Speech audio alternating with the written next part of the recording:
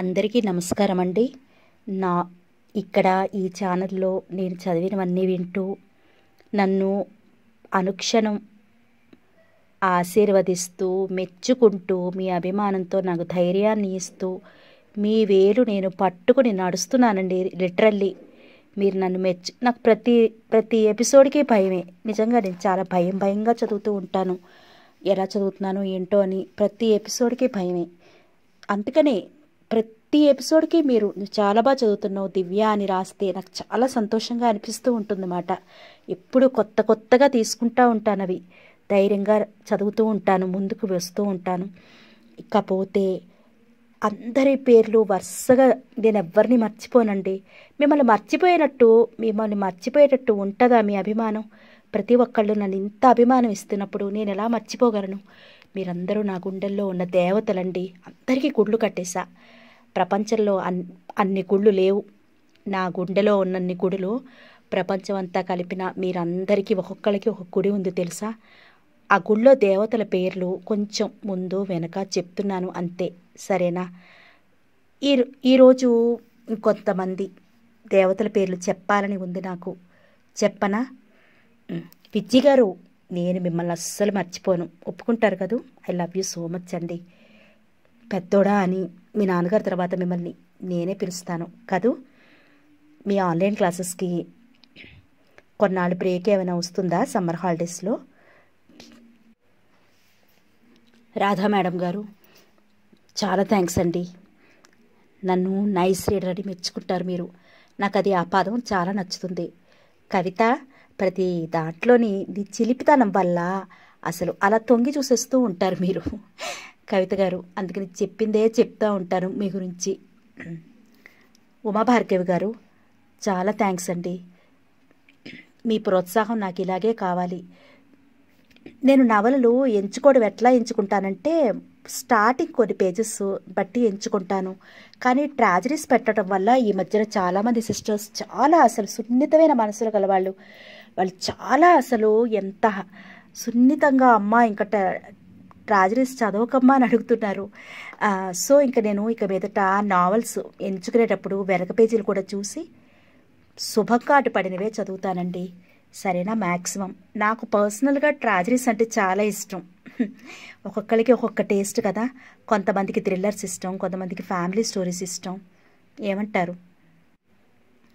ఆసమ్నెస్ in person అని ఒక ఐడితో ఒక సిస్టర్ రాస్తారండి. చాలా వివరంగా రాస్తారు.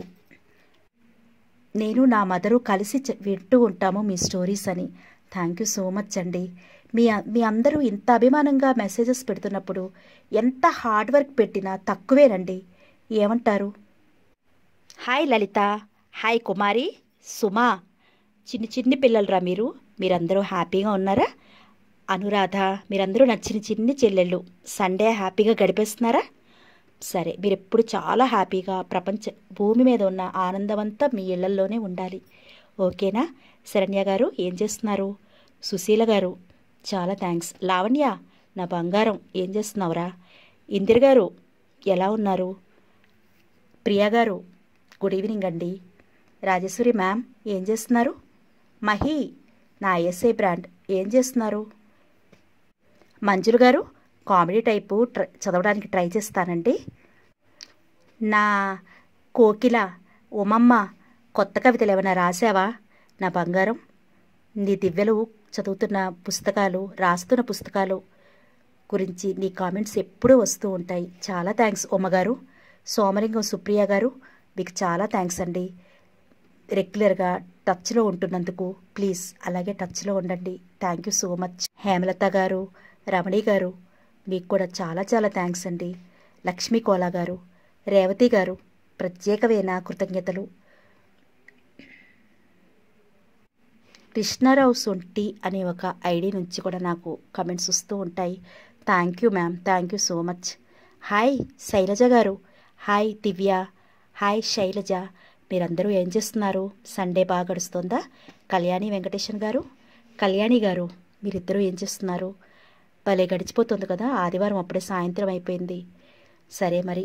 సత్య ఇద్దరు సత్యలు, సత్యవాణి గారు, సత్యవతి పగడాల గారు, మీరిద్దరి సండే బాగా జరుగుతుందా? దుర్గక్క, లక్ష్మక్క మీరేం చేస్తున్నారు? ఇంకా ఎవరి పేర్లన్నా మర్చిపోయానని మాత్రం అనుకోకండి. ఆల్రెడీ చెప్పేశానా అనిపిస్తోంది పేర్లు. నిజంగా అసలు చాలా సాహసం చేశానండి నేను. ఇలా పేర్లు చెప్పటం అనేది పెట్టుకోకూడదు తెలుసా. మీరందరూ నా మనసులో ఉంటారు, కానీ టైం కన్స్ట్రెయింట్. అప్పుడే 5 నిమిషాలు రివ్యూకి అయిపోతే కదెప్పుడు అని ఒక కంగారు ఉంటుంది ఒక పక్కన. అందుకని మళ్ళీ మళ్ళీ మళ్ళీ ప్రతి నావల్లో మళ్ళీ పేర్లు చెప్తానే ఉంటాను. సో మళ్ళా అందరూ కవర్ అవుతారు. ఏమంటారు? సుజిని గారు, మీరు తెలుగులో కమెంట్స్ పెట్టడానికి చాలా ఎంత కేర్గా తీసుకుంటారండి. తెలుగులో కమెంట్స్ అంటే చాలా కష్టమైన పని అసలు తెలుసా. అక్కడ ఇంగ్లీష్లో టైప్ చేసుకోవాలి, అది కాపీ చేయాలి, ఇక్కడ పేస్ట్ చేయాలి. కానీ ఎంత క్యూట్గా ఉంటాయో మీ కమెంట్స్ కదా. చాలా భలే అసలు. అలాగే పెట్టండి మీ తెలుగులోని. అది చూడంగానే నాకు చాలా హ్యాపీగా అనిపిస్తుంది. నాగజ్యోతి గారు, థ్యాంక్ యూ మేడం. అలాగే చదువుతూ ఉంటాను. రాజేశ్వరరావు జాగర్లపూడి అని హాయ్ అమ్మ అంటారు. అలా అనగానే నాకు నమస్కారం పెట్టాలి అనిపిస్తూ ఉంటుంది. మీ అందరికీ పేరు పేరున థ్యాంక్స్ అండి. మరి ఉండనా? కథలోకి వెళ్ళిపోదామా? ఇలాగే గౌరీ గారు కూడా హాయ్ అమ్మ అంటారు. మల్లికా గారు మీరు కూడా రెగ్యులర్గా నాకు టచ్లో ఉంటారు. చాలా థ్యాంక్స్ అండి. కేపీఆర్ క్రియేషన్స్ సోదరి అని అనగానే అసలు ఎంత టచ్చింగ్గా ఉంటుందో sir. Thank you so much sir. అంత బిజీలో కూడా మీరు చదివి వాటికి విశ్లేషణ రాస్తూ ఉంటారు. చాలా థ్యాంక్స్ సార్. అంజనా గారు ఏం చేస్తున్నారు? అన్నపూర్ణ గారు, నేను నైట్ టైం పెడితే కూడా దానికి కూడా ఎంత అసలు వెంటనే భలే పెడతారు మ్యామ్. మెసేజ్ ఫాస్ట్గా అప్లోడ్ చేసినందుకు మెచ్చుకుంటారు. మీరు మెచ్చుకునేటప్పటికీ నాకు ఇంకా ఫుల్ ఎనర్జీ వచ్చేస్తుంది. కరీమున్ని పఠాన్ గారు, ఓకేనండి. మీరు చెప్పిన రైటర్వి బుక్స్ అన్నీ అయిపోయాయి. మీరాలక్ష్మి గారి బుక్స్ అందరూ చదివేశారు. చూస్తాను ఇంకేమైనా బుక్స్ ఉన్నాయేమో. రేవతి గారు, హేమలత గారు, థ్యాంక్స్ అండి. కాన్స్టెంట్గా టచ్లో ఉంటున్నందుకు.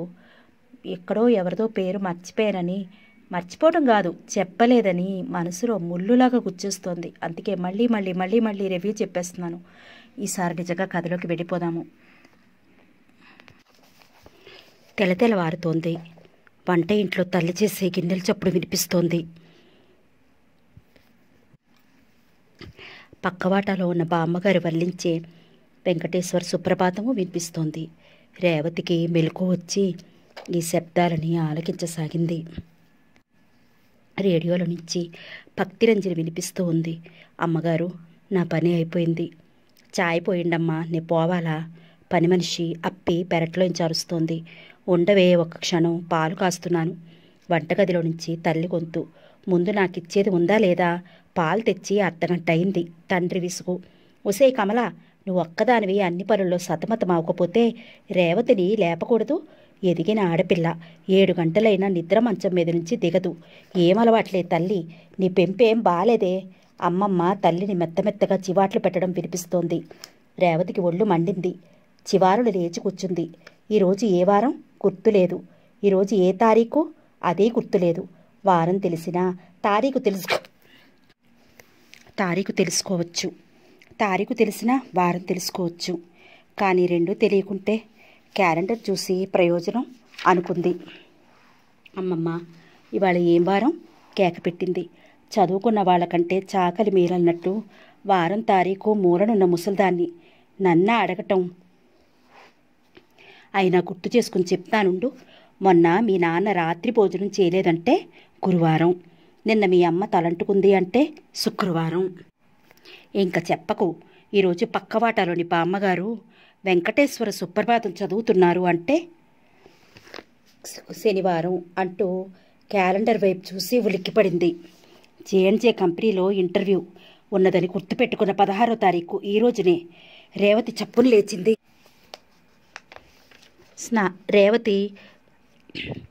లేచింది. త్వరగా ముఖం కడుక్కుంది. కాఫీ తాగేసింది.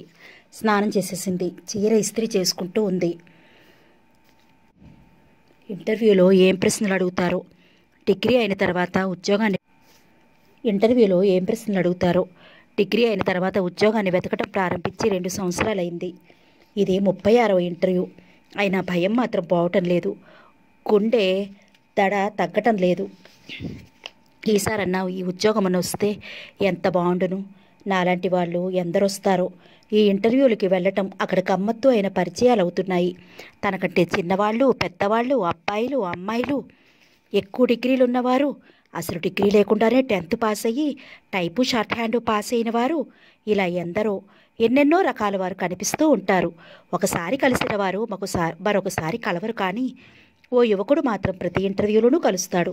తను లెక్కపెట్టింది 5 సార్ల నుంచి కలుస్తున్నాడు. అతను ఇవాళ వస్తాడా ఏమో. అతను ఎంఏ అయినా 3 సంవత్సరాల నుంచి నిరుద్యోగిట. పక్కవాళ్ళు అనుకుంటూ ఉంటే విన్నది.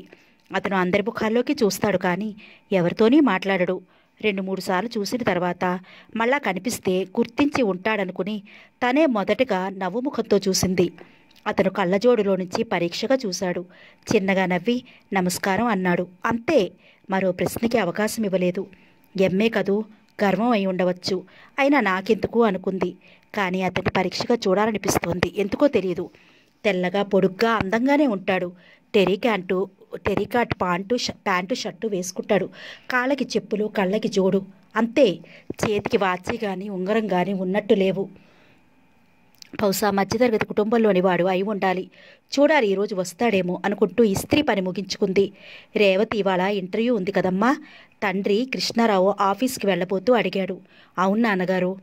బస్ ఛార్జీలకి ఈ డబ్బులు ఉంచుకో అంటూ 10 రూపాయల కాగితం ఇచ్చి వెళ్ళిపోతూ అన్నాడు. ధైర్యంగా ఉండమ్మా. రేవతి జవాబు చెప్పలేక అలాగే నిలబడిపోయింది. అన్నానికి రావే రేవతి, తల్లి పిలిచింది. రేవతి వంటగదిలోకి వెళ్ళి పీట మీద కూర్చుంది. తమ్ముడు ఆలస్యంగా నిద్ర లేచి ఒళ్ళు తడవకుండానే స్నానం చేసి తువ్వాలు కట్టుకుని వంటగదిలోకి వచ్చాడు. అమ్మా, టైం అయింది, త్వరగా అన్నం పెట్టు.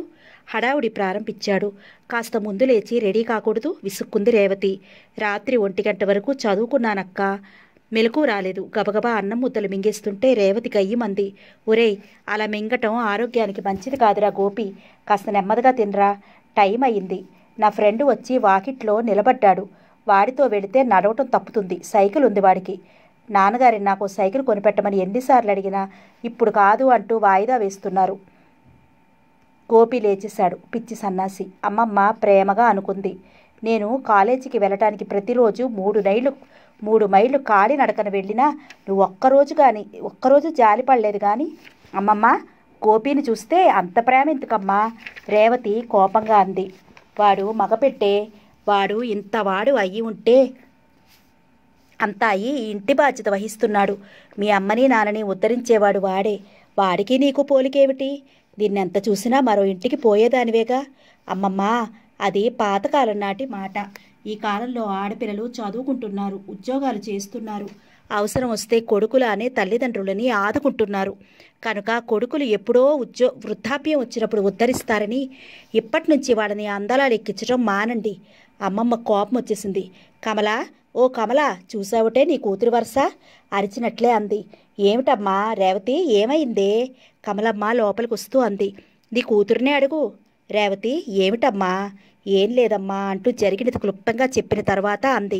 అమ్మమ్మ, ఎవరి సంగతో ఎప్పటి సంగతో అలా వదిలినా నీ సంగతే చెప్పు. ఇళ్ళు, వాకిళ్ళు, పొలాలు, స్థలాలు అంటూ 3 తరాలకి సరిపడా ఆస్తి మూటగట్టి నీ కొడుకులిద్దరికీ ఇచ్చారు తాతయ్య, నువ్వు. మరి తాతయ్య పోయారే అనుకో, నిన్ను నీ 2 కొడుకులు చూస్తున్నారా? చెప్పు. అక్కడ ఉండలేకే కదా ఇక్కడికి వచ్చి కూతురు దగ్గర ఉంటున్నావు. మరి చెప్పు. అనమ్మా అను. మీ ఇంటికి వచ్చాను కనుక నువ్వేమైనా అంటావు. ముసలమ్మ ముక్కు కళ్ళు తుడుచుకోసాగింది. కమలమ్మ కూతుర్ని కేకలు వేసింది. రేవతి, నీకెందుకీ వాదన? నీ పని చూసుకో. రేవతికి నవ్వొచ్చింది. పైకి నవ్వలేదు. నవ్వితే అమ్మమ్మ మరీ ఉడుక్కుంటుందని గదిలోకి వెళ్ళి సర్టిఫికెట్లని సరిచూసుకుంటూ ఉంది. కమలమ్మ గారు, ఏం చేస్తున్నారు?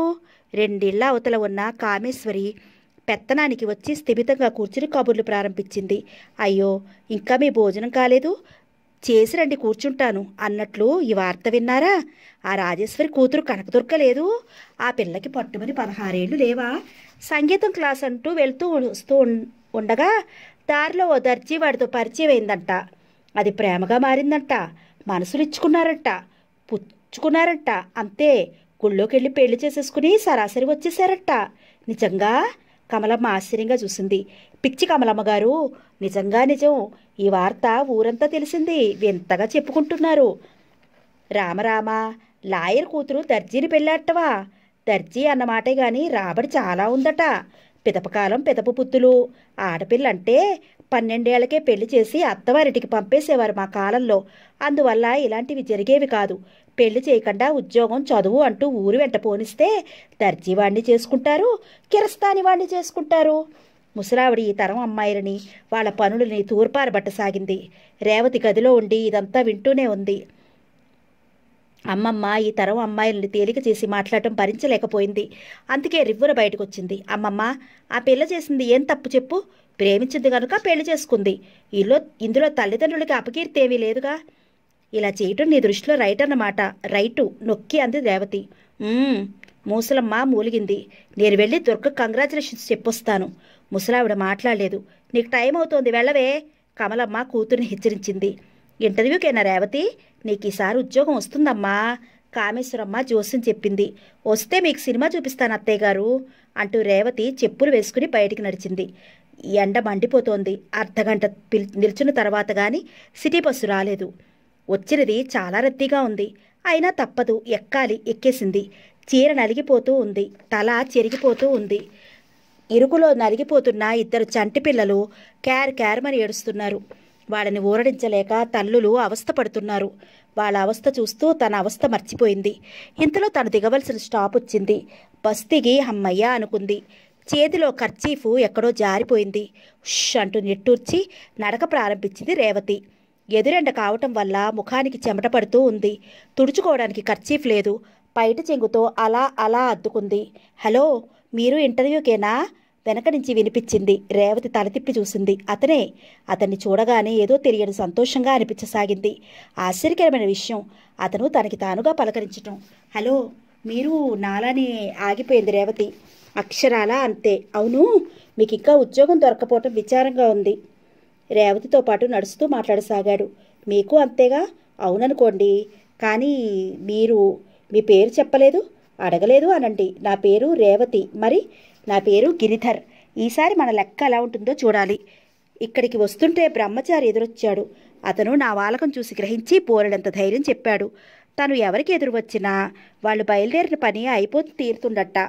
ఓ ఆడపిల్లకి 10 ఏళ్లుగా పెళ్లి కుదరక తను శకనంగా ఎదురొచ్చేసరికి వాళ్ళు వెళ్ళిన సంబంధం ఖాయమైందట. ఆ పెళ్లికే వెళుతున్నాడట. ఇలా చాలా చెప్పి బస్ ఛార్జీకి కాను ఓ 2 రూపాయలు ఇమ్మన్నాడు. నిజం నిజం. మనిషి తన మీద తను నమ్మకం పోగొట్టుకున్న సమయంలోనే ఇలాంటి వాళ్ళ మాటలు అయస్కాంతంలా ఆకట్టుకుంటాయి. ఈ విషయాలకేం గాని మీకు ఇంకా ఏ ఉద్యోగం కోసమైనా ప్రయత్నిస్తున్నారా మీరు? గిరిధర్ రేవతి ముఖంలోకి పరీక్షగా చూసి క్షణం చూసి చిన్నగా నవ్వాడు. మీ ఇల్లు ఎక్కడో చెప్పండి, నేను ప్రయత్నం చేసే వాటి వివరాలన్నీ మీకు చెప్తాను. ఎంత మంచి మనసు అనుకుంది రేవతి. తన ఇల్లు అడ్రస్ రాసిస్తే ఇతను వస్తే ఇంకేమైనా ఉందా? అమ్మమ్మ ఏవేవో అపోహలు పెంచుకుంటుంది. ఇరుగు పొరుగు అమ్మలక్కలు చెవులు కొరుక్కుంటారు. అమ్మ లోపల ఏమనుకుంటుందో కానీ పైకి మాత్రం ఏమీ మాట్లాడదు. మధ్యతరగతి ఇళ్లలోని ఆడపిల్లలు ఎంత చదువుకున్నా ఉద్యోగాలంటూ బయటకు వస్తున్నా వాళ్ళ పరిధి మాత్రం క్లుప్తంగానే ఉంటుంది అనుకుంది రేవతి. అరే, నేను మాట్లాడుతుంటే మీరేదో ఆలోచనలో పడిపోయారు. వచ్చేసాం. మన సోదరీమణులు చాలామందే వచ్చి ఉన్నారు. ఉన్నవి 2 పోస్టులు. కానీ వచ్చిన వాళ్ళు 60-70 మంది దాకా ఉన్నట్టున్నారు. ఇతను ఇంత సరదాగా మాట్లాడగలడా అనుకుంది రేవతి. ఇద్దరూ లోపలికి నడిచారు. అక్కడున్న అందరినీ ఓసారి కలిగి చూసింది రేవతి. కొత్త వాళ్ళు కొందరు, పాత వాళ్ళు కొందరు ఉన్నారు. ఒకరినొకరు చూడసాగారు. కొందరు నిరుద్యోగ సమస్యని ఎలా పరిష్కరించాలన్న విషయం మీద చర్చ ప్రారంభించారు. టైం ఎంత అయిందండి? రేవతి పక్కనున్న ఓ అమ్మాయిని అడిగింది. 11 గంటలు దాటింది. బాప్రే, ఈ ఉద్యోగం వచ్చేదా చచ్చేదా అనుకుంటూ వెళ్ళిపోయింది ఆ అమ్మాయి. ఇంతసేపు ఉండి సమయానికి వెళ్ళిపోవటం ఏమిటి? రేవతి తనలో తనే అనుకున్నట్టుగా అంది. ఆమె ఓ కాన్వెంట్ స్కూల్లో టీచర్గా చేస్తోంది. అందుకు. అలాగా, మీరు? నేను ఓ లాయర్ దగ్గర పార్ట్ టైం టైప్ వర్క్ చేస్తున్నాను. నెలకు 600 కూడా రావు. రేవతి జాలిగా చూసింది ఆ అమ్మాయి వంక. ఇంతలో ఇంటర్వ్యూ ప్రారంభమైంది. అయినా ఎవరికీ ఆసక్తి లేనట్టుగా ఉండిపోయారు.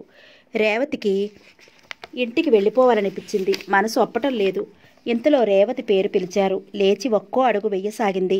గుండె వేగంగా కొట్టుకోసాగింది. రేవతికి తన మీద తనకే కోపం వస్తోంది. ఈ మనసుకి బొత్తిగా బుద్ధి లేదు. అనవసర భయాన్ని కలిగిస్తూ ఉంటుంది. విసుగుని కప్పిపుచ్చుకుని లోపలికి వెళ్ళింది. 10 నిమిషాల్లో బయటికి వచ్చింది. అందరూ తననే ఆసక్తిగా చూడటం గమనించింది. విసుగు మరీ ఎక్కువైంది. రేవతి గారు, నేను వచ్చే వరకు ఉండండి, గిరిధర్ లోపలికెడుతూ చెప్పాడు. అందరూ తమనే చూస్తున్నారు. ఆ చూడటంలో ఎన్నెన్నో భావాలు కనిపిస్తున్నాయి. ఇతడు ఈరోజు ఎందుకు ఇలా మాట్లాడుతున్నాడు? ఈయన గారి కోసం నేనెందుకు వెయిట్ చేయాలి? చకచకా నడుస్తూ బస్ స్టాప్ చేరుకుంది. ముఖమంతా చెమటతో తడిసింది. పైట కొంగుతో చప్పును తుడుచుకుంది. బస్ త్వరగా వచ్చేస్తే బావుణ్ణు. కానీ ఇంటికి వెళ్ళిన దగ్గర నుంచి తల్లి అమ్మమ్మ వేసే ప్రశ్నలు గుర్తుకొస్తే చిరాకు కలుగుతుంది. వాటికి ఓపికగా జవాబు చెప్పాలన్నా సాధ్యం కాదు. ఈ ఉద్యోగం రాదు, ఇంకా మాట్లాడకండి అనాలి. అప్పటికి కానీ వాళ్ళు ప్రశ్నలు వేయటం మానరు. ఈ పరిస్థితులు నా ఒక్కదానివేనా? ఇంకెవరికైనా ఉంటాయా? రేవతి గారు, మీరు ముందు వచ్చిన బస్సు రాలేదు చూసారా? బహుశా మనిద్దరం ఎక్కవలసిన బస్సు ఒకటేనేమో. ఇంతకీ మీ ఏ నంబర్ కోసం బస్సు కోసం వెయిట్ చేస్తున్నారు? రేవతి చెప్పింది. నాకు అదే బస్సు. అవును, దిగే స్టాపింగ్ ఒకటే అయి ఉంటుంది. అవునా? కావచ్చు, కానీ మీరెలా చెప్పారు ఇంటర్వ్యూలో? అడక్కండి. ఆ ఆలోచనలో తల వేడెక్కి పరిచయస్తులు ఎవరన్నా దొరక్క మీ దగ్గర ఇలా వాగిస్తున్నాను. ఆ విషయం ఇద్దరం మర్చిపోదాం. అంతా ఆవేశపడిపోతున్నారేమిటి? గిరిధర్ ముఖం ఇంకా ఎర్రగానే ఉండటం చూస్తూ అంది రేవతి. ఈ ఇంటర్వ్యూలు తతంగమంతా వేడుకకి వాళ్ళు చేస్తారు. కానీ మనం వేడుకకి రావటం లేదు. ఎంతెంతో ఆశలు నింపుకుని వస్తున్నాం. ఇక్కడి వ్యవహారం చూసేసరికి రక్తం ఉడికెత్తిపోతోంది. సభ్యత మరచి అరవాలనిపిస్తుంది, తిట్టాలనిపిస్తుంది, చావబాదేయాలనిపిస్తోంది. ఇలా చేసినందువల్ల ఫలితం ఏమిటి అని మీరు అడగబోతున్నారని నాకు తెలుసు.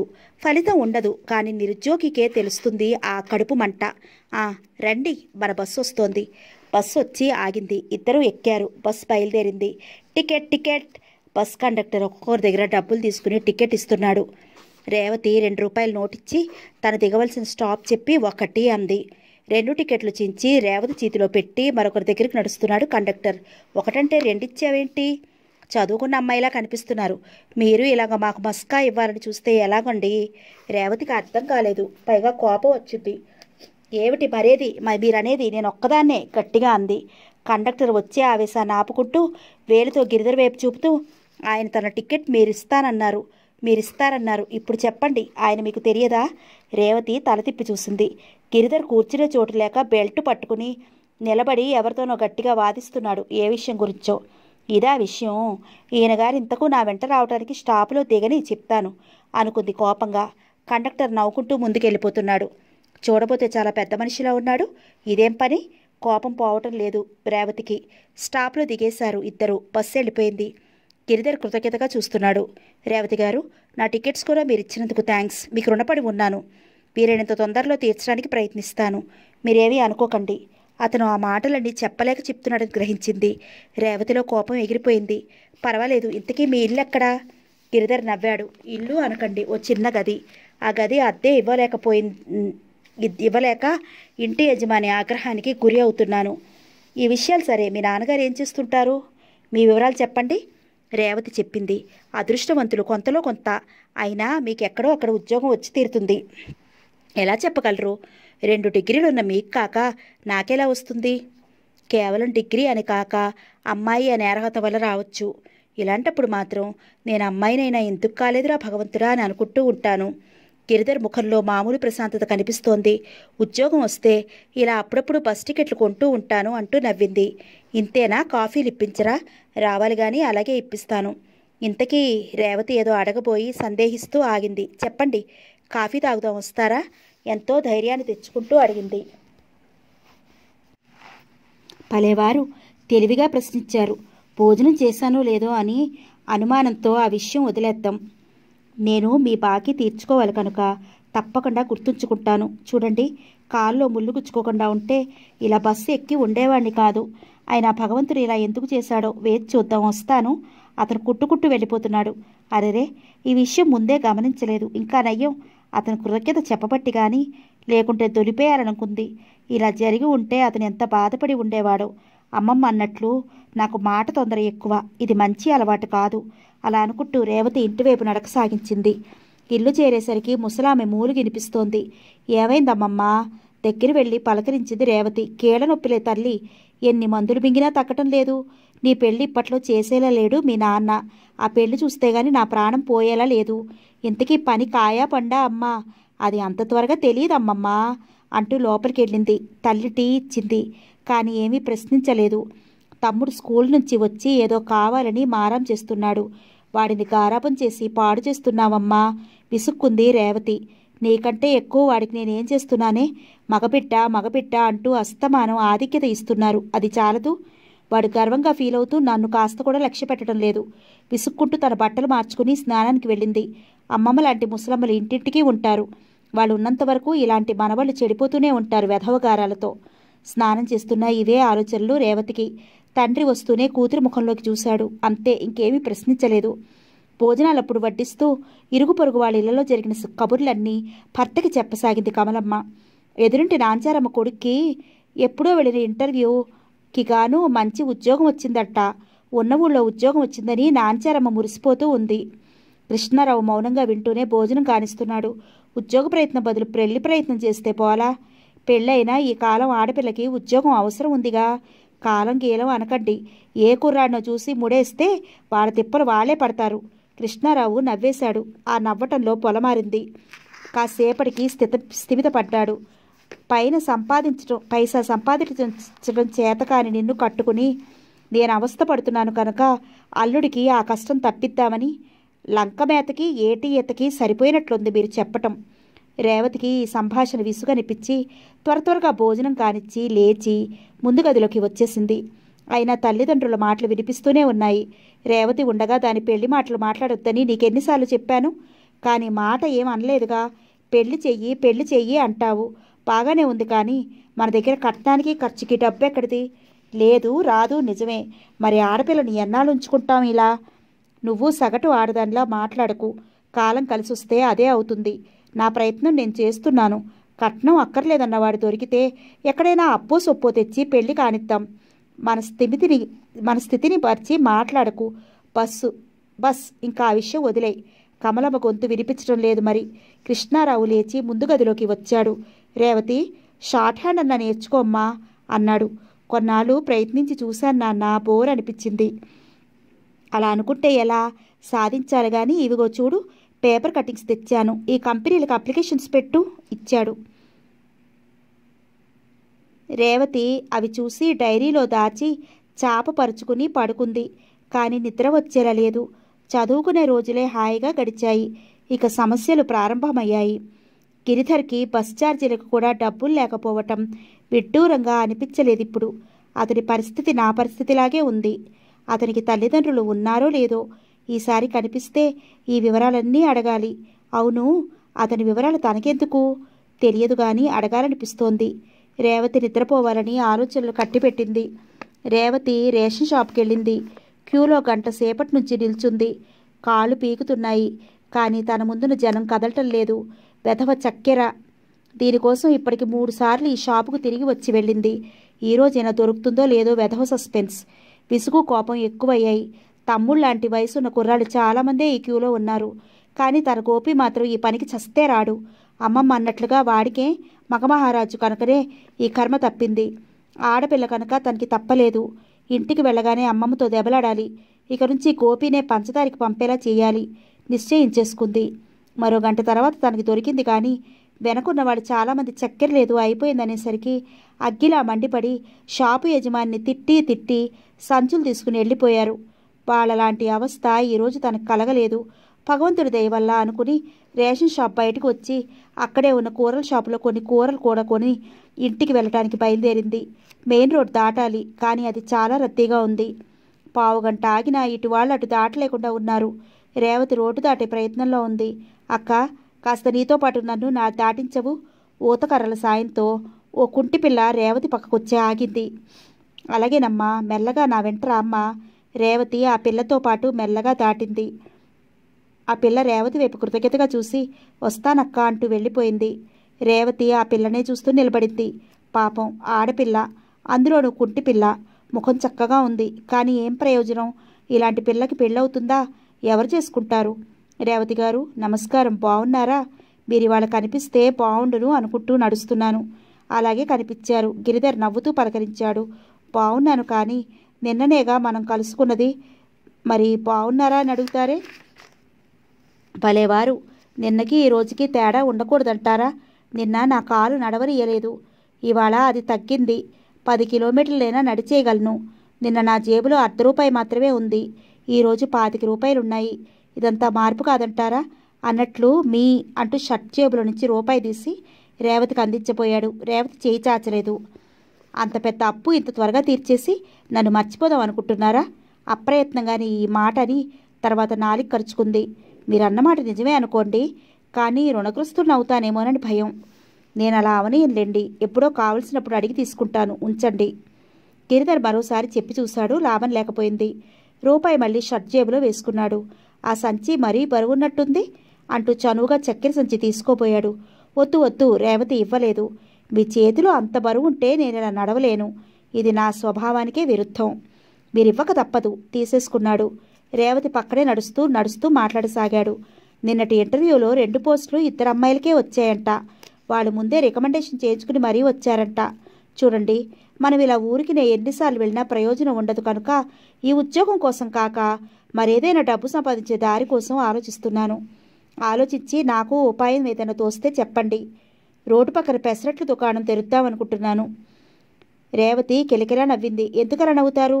ఉద్యోగం దొరకనప్పుడు ప్రతి నిరుద్యోగి ఆలోచనలు ఇలాగే ఉంటాయేమో, ఉండవచ్చేమో. కానీ ఈ రోజుల్లో నిరుద్యోగి ఎదుర్కోవలసిన సమస్యలు బహుశా ఇదివరలో ఎవరూ ఎదుర్కొని ఉండరు. నిజం. రేవతి తమ ఇల్లు దగ్గరవుతున్నదని గ్రహించింది. ఇతను వెళ్ళిపోమని చెప్పటం ఎలా? ఆలోచిస్తూ ఉంది. చాలా దూరం వచ్చాము. సంచి ఇవ్వండి మెల్లగా అంది. ఎక్కువ బరువు లేదుగా. ఇంతకీ మీ ఇల్లు ఎక్కడా? ఆ పక్క సందులోనే. కానీ గిరిధర్ రేవతి ముఖంలోకి క్షణం చూశాడు. అర్థమైనట్లు చిన్నగా నవ్వాడు.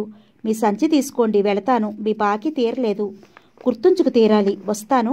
గిరిధర్ వెళ్ళిపోయాడు. అతని ప్రతి మాటలోనూ సంస్కారం ఉట్టిపడుతున్నట్టుంది.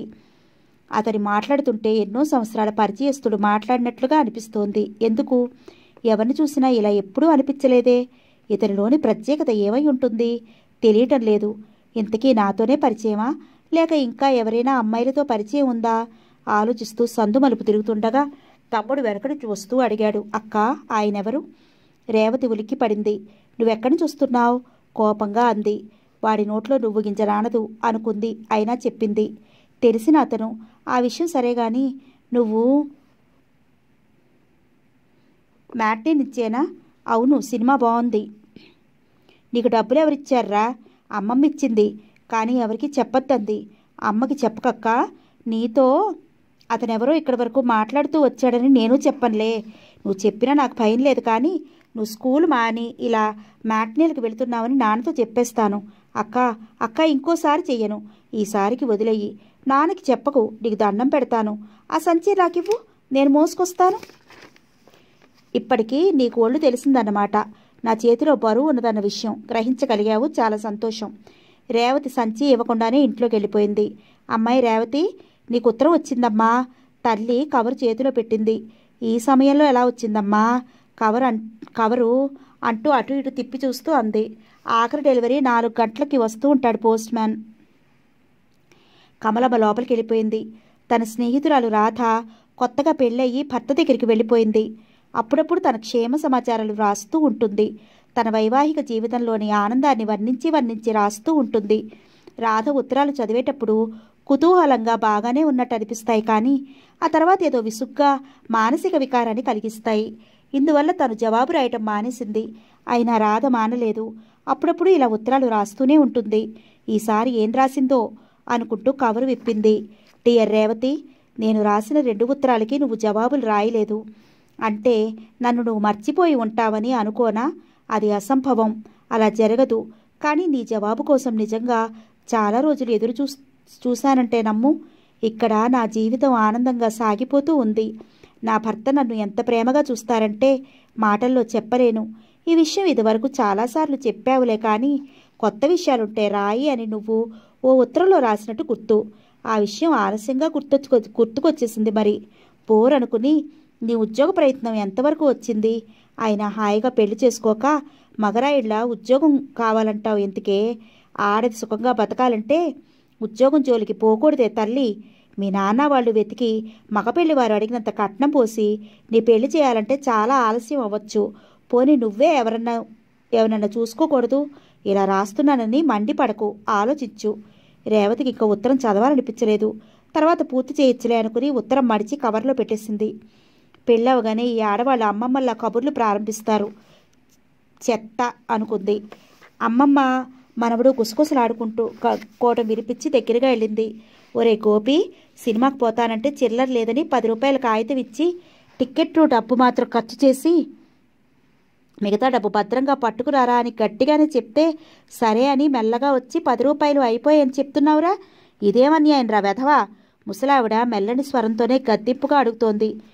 కాదమ్మమ్మా, నా స్నేహితులు ఇద్దరు నన్ను 2 సార్లు సినిమాకి తీసుకెళ్లారు. మరి వాళ్ళని నేను తీసుకెళ్లి పదులు తీర్చుకోవద్దు. అందుకని ఆ డబ్బు ఖర్చు చేసేశాను. నాకు మా నాన్న ఎప్పుడైనా ఇస్తే అది నీకు ఇస్తానే అమ్మమ్మ. ముసలావిడికి ఒళ్ళు మండిపోతూ ఉంది. కాస్త బిగ్గరగా మాట్లాడితే కూతురు కాని మనవరాలు కాని విని అసలు నువ్వు డబ్బెందుకు ఇచ్చావని తన్నే చివాట్లు వేస్తారని ఓ మూల భయం, మరో మూల 10 ఏళ్ల వెధవ సినిమాకంటూ పోయి 10 రూపాయలు ఖర్చు చేశాడని కోపం ఆవిడిని దహింపజేస్తున్నాయి. పాడుకాలం పాడు పిల్లలు. పైన సంపాదించగల శక్తి లేకున్నా, పైసా సంపాదించగల శక్తి లేకున్నా 10 రూపాయలు ఇట్టే ఖర్చు చేసేస్తారు. మా కాలంలో ఇలా ఎరుగుదమా అనుకుంది. అమ్మమ్మ, మళ్ళీ ఇంకోసారి వాడికి ఇలా 10 రూపాయలు ఇస్తావా? రేవతి కోపాన్ని అదిమి పెట్టుకుంటూ అంది. విన్నావా తల్లి, నువ్వు వినకూడదని ఎంత జాగ్రత్త పడ్డా నీ చెవి నీ ప్రతీదీ పడుతుంది. ఏదో పసివెదవ సరదా పడుతున్నాడు, చాటుగా ఇచ్చాను. ఇవాల్టి సరదా రేపటి అలవాటుగా మారుతుందమ్మమ్మ. అది వ్యసనంగా అయ్యి వాడిని పెడదారులు పట్టిస్తుంది. వాడి మంచి కోరేదానివైతే ఇలా మరెప్పుడూ ఇవ్వకు. ఇచ్చావా నేను ఊరుకోను. ఇంత చిన్న విషయాన్ని అంత పెద్దగా పట్టించుకుంటావేమే రేవతి? వాడి సంగతి వదులు, నీ సంగతి నువ్వు చూసుకో. తల్లి పిలవడంతో రేవతి లోపలికెళ్ళింది. గోపి అమ్మమ్మ దగ్గర చేరి అక్క బజార్లో ఎవరో అబ్బాయితో మాట్లాడుతూ వస్తోంది, నేను చూశానని చెప్పాడని రేవతికి తెలీదు. ముసలావిడ విషయం సూటిగా అడగకుండా కస్సు పుస్సుమంటోంది. ఏమిటబ్బా అనుకుంది. గోపి అక్కని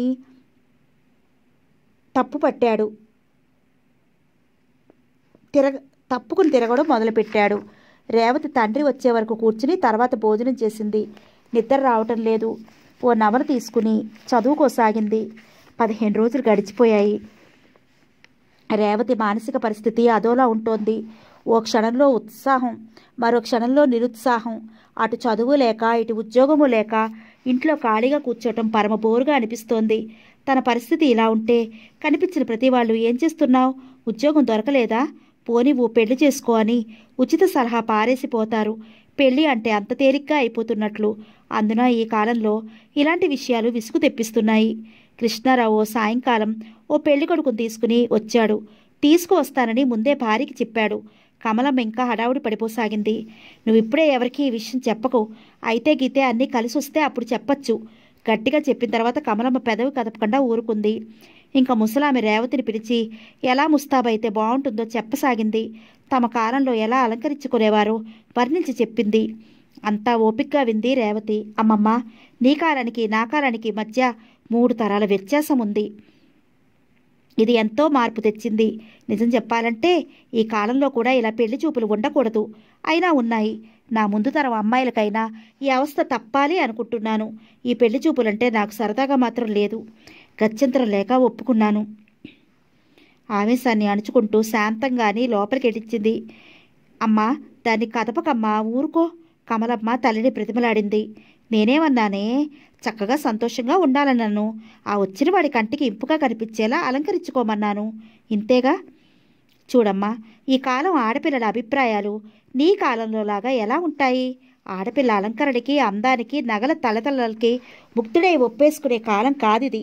ఒకరి అలవాట్లు ఒకరు, ఒకరి వ్యక్తిత్వం ఒకరు అర్థం చేసుకుని ఆమోదం తెలిపే రోజులు. ఒసే కమలా, నువ్వు అజ్ఞానంగా మాట్లాడకే. ఈ కాలం పిల్లలు ఒకరినొకరు ఒక్కపూట కాదు, 1 గంట పెళ్లి చూపుల్లో చూసి ఒకరినొకరు ఎలా అర్థం చేసుకోగలరే? 25 ఏళ్ళు ఎవరింటి వాతావరణంలో వాళ్ళు పెరిగి పెద్దవాళ్ళు అవుతారు కదా. ఆచారాలు, పద్ధతులు, కట్టుబాట్లు అనేవి కలిసి బతుకుతుంటే అలవాటయ్యేవి. కానీ ముందే అంతా తెలుసుకోగలం అనుకోవటం వెర్రితనం. 50 ఏళ్ళు కలిసి కాపురాలు వెలిగించినా ఒకప్పుడు ఒకరి మనసు ఒకరు అర్థం చేసుకోలేక నొప్పించుకుంటూ మళ్ళీ ఊరడించుకుంటూ కాలం గడపాల్సి వస్తోంది. అసలు భార్యాభర్త అంటే అర్థం ఈ కాలం వాళ్ళకి తెలియదే. జన్మజన్మలకి తల్లి తండ్రి మొదలైన వాళ్ళు మారతారు కానీ భార్యాభర్తలు మారరు అని వీళ్ళకి తెలుసునా భగవంతుడు ఏ పురుషుడిని ప్రసాదిస్తే అదే మహాప్రసాదం అనుకుని వాళ్ళతోనే జీవితాన్ని ముడివేసుకుని కష్టం సుఖం పంచుకుని ఇంటా బయట ఆడది పేరు తెచ్చుకోవాలి. మంచి ఇల్లాలుగా, తల్లిగా, గృహిణిగా ఇంకా ఇలా ఎన్నో పాత్రలను వహించాలి. ముసలావిడ ఉపన్యాస ధోరణికి కమలమ్మకే నవ్వొచ్చింది. నవ్వితే ఆవిడ కోపం వస్తుందని నవ్వుని ఆపుకుంది. ముసలామె మళ్ళీ ప్రారంభించబోయింది. నాకు పని చాలా ఉందమ్మా, వాళ్ళు వచ్చే వేళయింది. కమలమ్మ లోపలికి వెళ్ళిపోయింది. ఇల్లంతా నీట్గా సర్దేసింది. ఉప్మా తయారు చేసింది. టీ డికాషన్ వేసి ముఖం కడుక్కుని బట్టలు మార్చుకుంది. రేవతి, ముఖం కడుక్కుని జడ వేసుకోమ్మా 2 సార్లు చెప్పింది. రేవతి ఏదో పుస్తకం పట్టుకుని కూర్చుంది. కానీ చదువు బుద్ధి కావటం లేదు. జీవితంలో పెళ్లి చూపుల ప్రహసనం ప్రారంభమైంది. ఈ అవస్థ ప్రతి అమ్మాయికి తప్పదేమో. ప్రేమ వివాహాలకైతే ఇలాంటి ఇబ్బందులు ఉండవు. కానీ ప్రేమించడానికో అబ్బాయి దొరకాలి కదా. గిరిధర్ కళ్ళలో మెదిలాడు. అతను గుర్తుకు రాగానే మనసు సంతోషంతో ఉరకలు వేస్తుంది. ఎందుకు ఏమో తెలియదు. అతను ఓ మంచి స్నేహితుడిలా మాట్లాడతాడు. అతని మాటల్లో ఆత్మీయత భావం ఉంటుంది. ఇంతకు మించి ఇంక తెలియదు. రేవతి, ఇంకా ఏం చేస్తున్నావే? నాన్నగారు అన్న టైంకి వచ్చేస్తారు, చీర మార్చుకోమ్మా. రేవతిని తల్లి హెచ్చరించడంతో లేవకు తప్పలేదు. గుండె దడదడలాడుతూ ఉంది. అచ్చంగా ఉద్యోగం కోసం ఇంటర్వ్యూకి వెళ్ళే అప్పటి టెన్షన్ ప్రారంభమైంది. భయపడకూడదు. తనకి తనే ధైర్యం చెప్పుకుంది. ముఖం కడుక్కుని జడ వేసుకుంది. అక్క, అమ్మమ్మ పువ్వులు కొని తెప్పించింది, నీకు ఇవ్వమంది. గోపి తెచ్చిచ్చాడు. అవి పెట్టుకోవాలని లేదు, అయినా వద్దు అని కూడా అనలేక తీసుకుంది. పిచ్చి అమ్మమ్మ చాదస్తంగా మాట్లాడుతుందే గాని మనవడన్నా మనవరాలన్నా ఎంత ప్రేమో. పెళ్లి కొడుకు ఎలాంటి వాడో ఎలా ఉన్నాడో చూసుకోకుండానే ఈ సంబంధం కుదరాలని, మనవరాలి పెళ్లి వెంటనే అవ్వాలని అలా చెయ్యమని దేవుడికి దండం పెట్టుకుంటోంది. ఎంత అమాయకురాలు. రేవతి ముస్తాబయ్యి అద్దంలో ఓసారి తన ప్రతిబింబాన్ని చూసుకుంది. చాలా సింపుల్గా అలంకరించుకుంది. సినిమాకి వెళ్ళేటప్పుడు అలా, కాలేజీకి వెళ్ళేలా ఎవ్వరూ అనుకోరు పెళ్లి చూపులు చూడబోతున్న అమ్మాయి అని. ఇలాగే ఉండాలి. కానీ ఆ పెళ్లి కొడుకు గారు ఎలా వస్తాడో. బహుశా నాన్నగారి నిబంధనల ప్రకారం కట్నం వద్దు అన్న కోవకి చెంది ఉండాలి. అయితే పర్వాలేదు, వ్యక్తిత్వం ఉన్నవాడే అయి ఉండాలి. అమ్మా, నాన్న వాళ్ళు వస్తున్నారు. గోపి రొప్పుతూ వచ్చి చెప్తున్న మాట వినిపించింది రేవతికి. అంతే, ఆలోచనలు ఆగిపోయాయి. ఓ ఫ్రెండ్ని వెంట పెట్టుకుని వచ్చాడు. చూడు కమల, ఆ తెల్లగా పొడుగ్గా ఉన్న అబ్బాయి కాదు, ఆ వైట్ షర్ట్ వేసుకుని టై కట్టుకోలా పొట్టిగా ఉన్నాడు, అతను పెళ్లి కొడుకు. భార్యకి చెప్పి ముందు గదిలోకి వెళ్ళిపోయాడు కృష్ణారావు. పెళ్లి కొడుకు ఎవరు సులభంగా గుర్తించవచ్చు అన్న మాట అనుకుంటూ తలుపు సందులో నుంచి చూడాలని ప్రయత్నించింది. స్నేహితుడు పక్కగా కూర్చున్నట్లున్నాడు, సరిగ్గా కనిపించడం లేదు. టై కట్టుకున్న అబ్బాయి ముఖం సరిగ్గా కనిపించడం లేదు. తల్లి లోపలికి వస్తున్న అలికిడి అయ్యి చప్పున పక్కకి జరిగింది. రేవతి, రామ్మ చూడు. అలా వెళ్ళి ఆ ఎదురుగా వేసిన కుర్చీలో నాన్న పక్కన కూర్చోమ్మా. నాన్నకి ఎక్కువ టైం లేదట, వెళ్ళు. వాళ్ళకి ఎక్కువ టైం లేదట, వెళ్ళు త్వరగా. గోపి చేత కాఫీ టిఫిన్లు పంపిస్తానులే. కమలమ్మ తొందర పెట్టింది. రేవతి మెల్లగా ముందు గదిలోకి వెళ్ళి తండ్రి పక్కనున్న కుర్చీలో కూర్చోబోతూ నమస్కారం అంది. పెళ్లి కొడుక్కి పరిచయం చేశాడు కృష్ణారావు. మా అమ్మాయి రేవతి, ఆయన శ్రీనివాసరావు. శ్రీనివాసరావు లేచి నుంచుని నమస్కారం అన్నాడు. తర్వాత తన ఫ్రెండ్ని పరిచయం చేశాడు. నా ఫ్రెండ్ గిరిధర్. ఆ పేరు వింటూనే ఉలిక్కి పడింది రేవతి. తలతిప్పు చూసింది. సరిగ్గా ఇప్పుడే గిరిధర్ కూడా రేవతి వైపు చూశాడు. అతని ముఖంలో ఆశ్చర్యం. అనుకోనిది జరిగినట్లు విస్మయంగా ఓ క్షణం చూశాడు. మరుక్షణం తనను తాను సంభాళించుకుని నమస్కారం అన్నాడు. రేవతి తడబడుతూ నమస్కారం అంది. కానీ మనసు ఏదో తెలియని ఉద్రేకానికి గురి అవసాగింది. ఇంత క్రితం ఉన్న ప్రశాంతత ఎగిరి చక్కా పోయింది. ఇతను తనకు తెలుసు అని చెప్పాలా వద్దా ఆలోచించసాగింది. సరిగ్గా ఇదే స్థితిలో గిరిధర్ కూడా ఉన్నాడని రేవతికి తెలియదు. గిరిధర్ ముఖంలోకి మరోసారి చూడాలని ప్రయత్నించింది రేవతి. ఎలాగో చూసింది. అతని ముఖంలో ఇప్పుడు ఏ అలజడి లేదు. స్థిమితంగా కూర్చున్నాడు. ఇంటిలోని ప్రతి వస్తువుని పరీక్షగా చూడసాగాడు. కృష్ణారావుని గమనించసాగాడు. తర్వాత పేపర్ చూస్తున్నట్లుగా ఉండిపోయాడు. రేవతికి ఆ గదిలో ఒక్క క్షణం కూడా కూర్చోబుద్ధి కావటం లేదు. ఎంత త్వరగా లేచిపోదామా అనిపిస్తోంది. ఎవరో తెలియని సిగ్గు, అభిమానం, దుఃఖం అన్నీ చుట్టుముడుతున్నాయి. ఇలా ఎందుకు జరిగింది? కళ్ళల్లో నీళ్లు తిరగసాగాయి. వాటిని బయటికి రానియకుండా ఉండటానికి ఎంతో శ్రమపడాల్సి వస్తోంది.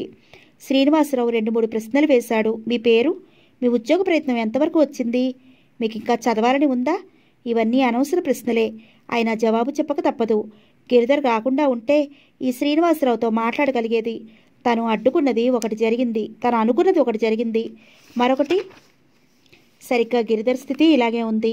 స్నేహితుడు సాయంగా రమ్మంటే వచ్చాడు కానీ ఇక్కడ రేవతి పెళ్లి కూతురై వస్తుందని కల్లో కూడా అనుకోలేదు. చాలా చిత్రంగా జరిగింది. అనీజీగా అనిపించసాగింది. టిఫిన్ ప్లేట్లు తెచ్చి ఇచ్చాడు గోపి. శ్రీనివాసరావు స్థిమితంగా కూర్చుని కబుర్లు ప్రారంభించాడు. మీకు సంగీతం వచ్చా? రాదు అన్నట్లు తల ఊపింది రేవతి. పోనీ సినిమా పాటలు? అవి రావు అంది. కానీ రేవతి ముఖంలో అయిష్టం స్పష్టంగా కనిపిస్తోంది. నాకు పాటలంటే ఇష్టం. నా భార్యకి సంగీతం వచ్చి ఉండాలని రాస్కెల్ వెధవవాగుడు ప్రారంభించాడు అనుకున్నాడు గిరిధర్. గోపి కాఫీ తెచ్చాడు. ఉప్మా బాగుంది, ఎవరు చేశారు అంటూ కాఫీ కప్పు తీసుకున్నాడు. రేవతి కాదు, కృష్ణారావు అసహనంగా అనేశాడు. నాన్న, నేను లోపలికి వెళ్తాను అంటూ లేచి శ్రీనివాసరావుకి గిరిధర్కి నమస్కారం అన్న చెప్పకుండా లోపలికి వెళ్ళిపోయింది రేవతి. ఇంకాసేపు ఉంటే బాగుండేది. నేను అడగాలనుకున్న ప్రశ్నలు అలాగే ఉన్నాయి. ఈ ప్రశ్నల పత్రం తయారు చేసుకోవడానికి 4 రోజులు కష్టపడ్డాను. పెళ్లి చూపులకు వస్తూ ప్రశ్నల పత్రం గిరిధర్కి చూపాడు. గిరిధర్ అది పూర్తిగా చదివి ముక్కలుగా చింపి కిటికీలో నుంచి గిరాటు కొట్టి, పెళ్లి చూపులకు వెళ్ళి ఇలాంటి ప్రశ్నలు వేస్తే ఆ పిల్ల నాయనో అన్నగారో ఉంటే పిచ్చి వెధవని అని గెంటనన్నా గెంటుతారు, చాచి చెంపలన్నా పగలకొడతారు. లేకుంటే విద్యార్థి జీవితంలో ఎవరన్నా ప్రేమించారా, పెళ్ళాడాలి అనుకున్నారా, ఎవరి చేతులైనా మోసగించబడ్డారా? ఏమిటి చెత్త ప్రశ్నలు? గిరిధర్ విసుగ్గా లేచాడు. ఆగరా బాబు, రేపు నా వెంట రావడానికి ఎవ్వరూ లేరు, నువ్వు రావాలి బతిమలాడాడు శ్రీనివాసరావు. నేనా? చస్తే రాను. నాకు ఇలాంటివి పడవు. మరెవరన్నా పిలు. బాబు, ఒక్క అరగంట చాలు. నా కోసం రారా బాబు. చెత్త ప్రశ్నలు వేయవుగా? వెయ్యను. కానీ నువ్వు చెప్పు, ఏ ప్రశ్నలు వేయను?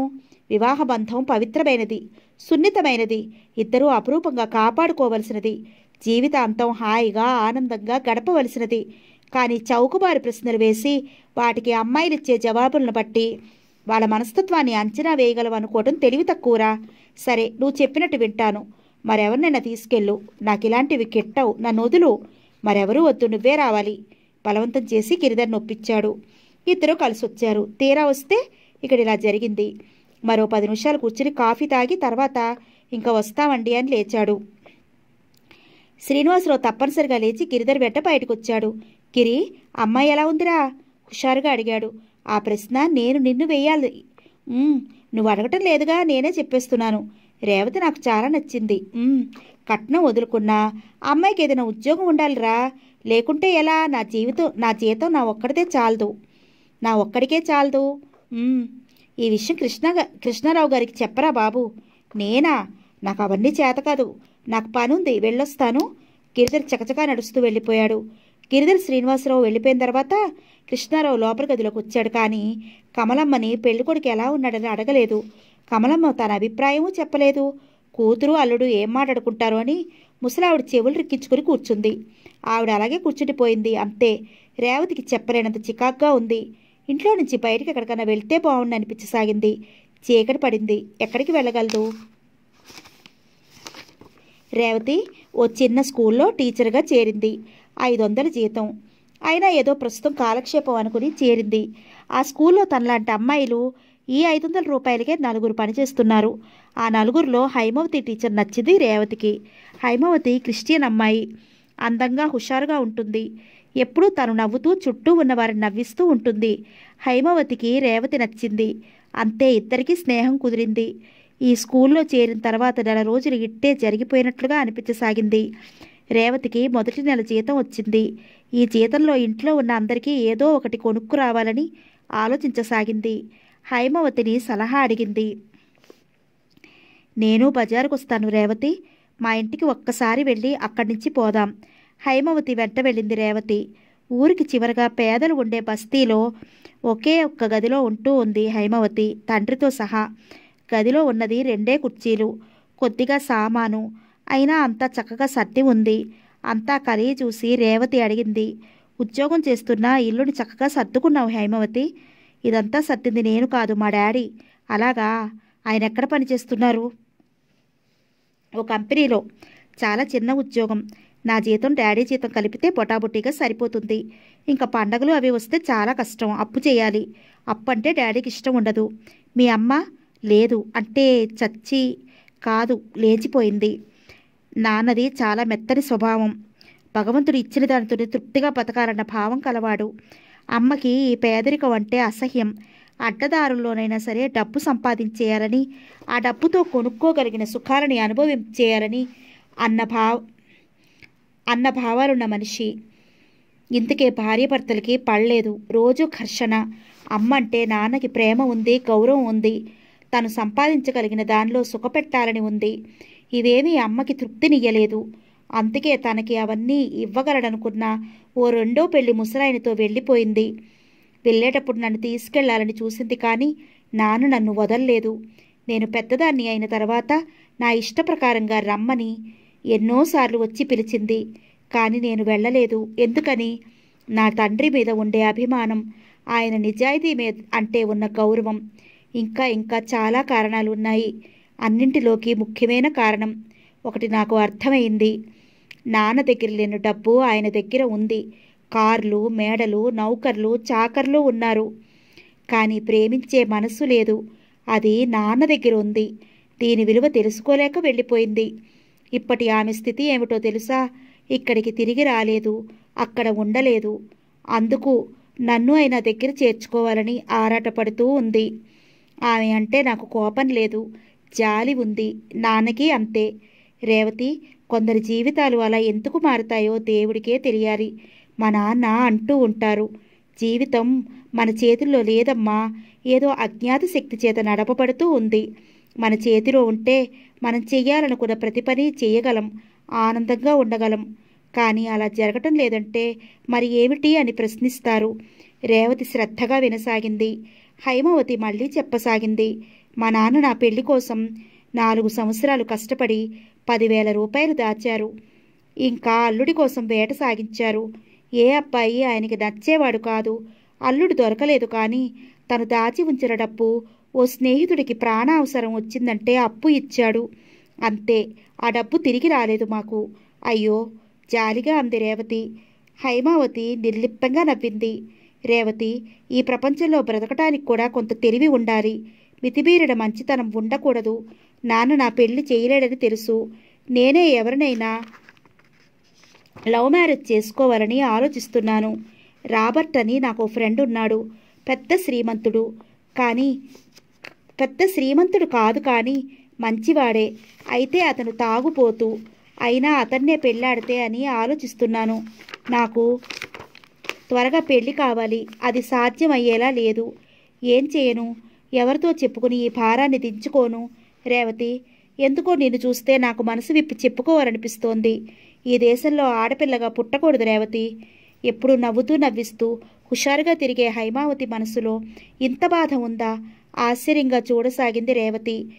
ఉబికి వచ్చే కన్నీళ్లని బలవంతంగా ఆపుకోవాలని ప్రయత్నిస్తున్న హైమవతి చేతిని తన చేతిలోకి తీసుకుని మెల్లగా నొక్కింది.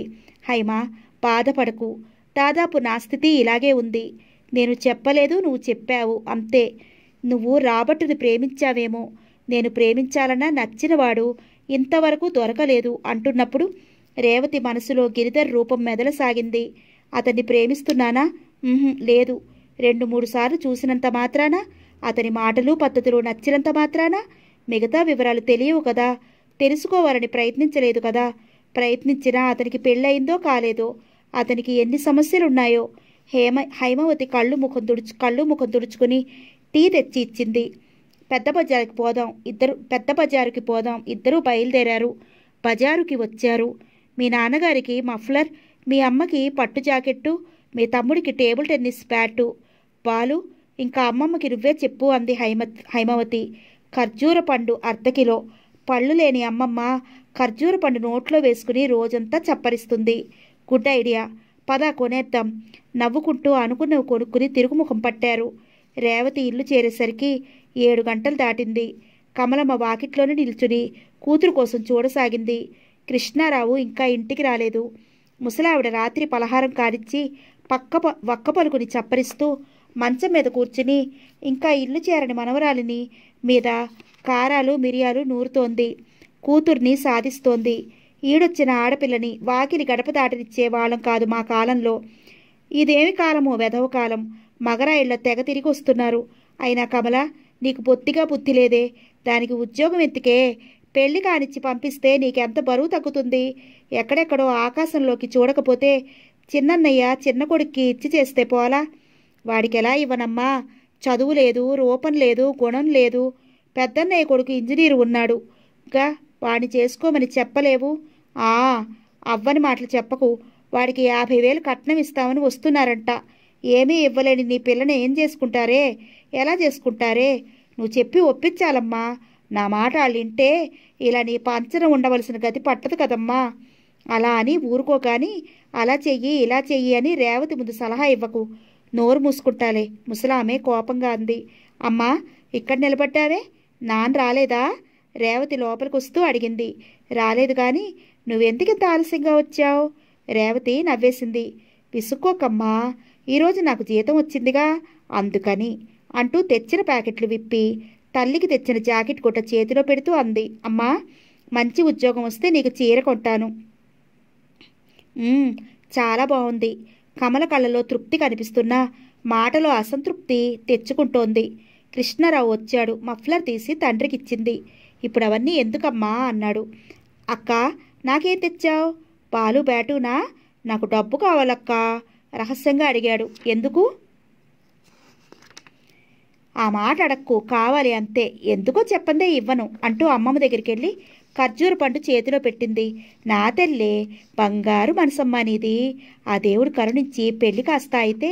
చూడు రేవతి, నా పెట్లో దాచిన 5 రూపాయల కాగితం కనిపించడం లేదే, ఏమైపోయినట్లు? ఇదివరకు ఇలా పోలేదమ్మా. గోపిగాడేం తీయలేదు కదా, మెల్లగా అడిగి చూడు అంది. అడుగుతాను గాని నీ పెట్టికి తాళం వేసుకో అమ్మమ్మా.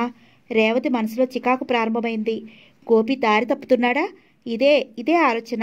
తండ్రికి తెలిస్తే గోపిని చావు కొట్టేస్తాడు కనుక మెల్లగా వీలు చూసుకుని అడగాలి అనుకుంది. కానీ నిద్ర రావటం లేదు. హైమవతి గుర్తుకొస్తోంది. ఆమె మాటలు గుర్తుకొస్తున్నాయి. నాకు పెళ్లి కావాలని ఉంది. అదెంత త్వరగా కావాలనుకుంటున్నానో అంత ఆలస్యం అవుతోంది. ఈ మాటలే మళ్ళీ మళ్ళీ మనసులో మెదులుతున్నాయి. హైమలాంటి నాలాంటి ఆడపిల్లల మూగబాధని ఎవరు అర్థం చేసుకుంటారు? ఈ సమస్య ఎవరికి పరిష్కారం అవుతుంది? రాత్రి చాలా పొద్దుపోయిన తర్వాత గాని నిద్రపోలేదు రేవతి. కృష్ణారావుకి శ్రీనివాసరావు చీటీ రాసి పంపాడు. ఉద్యోగం లేకున్నా మీ రేవతిని పెళ్లి చేసుకోవాలనుకుంటున్నాను. మీ అభిప్రాయం తెలపవలసింది అని. కమల, విషయం విన్నావు కదా, చెప్పు.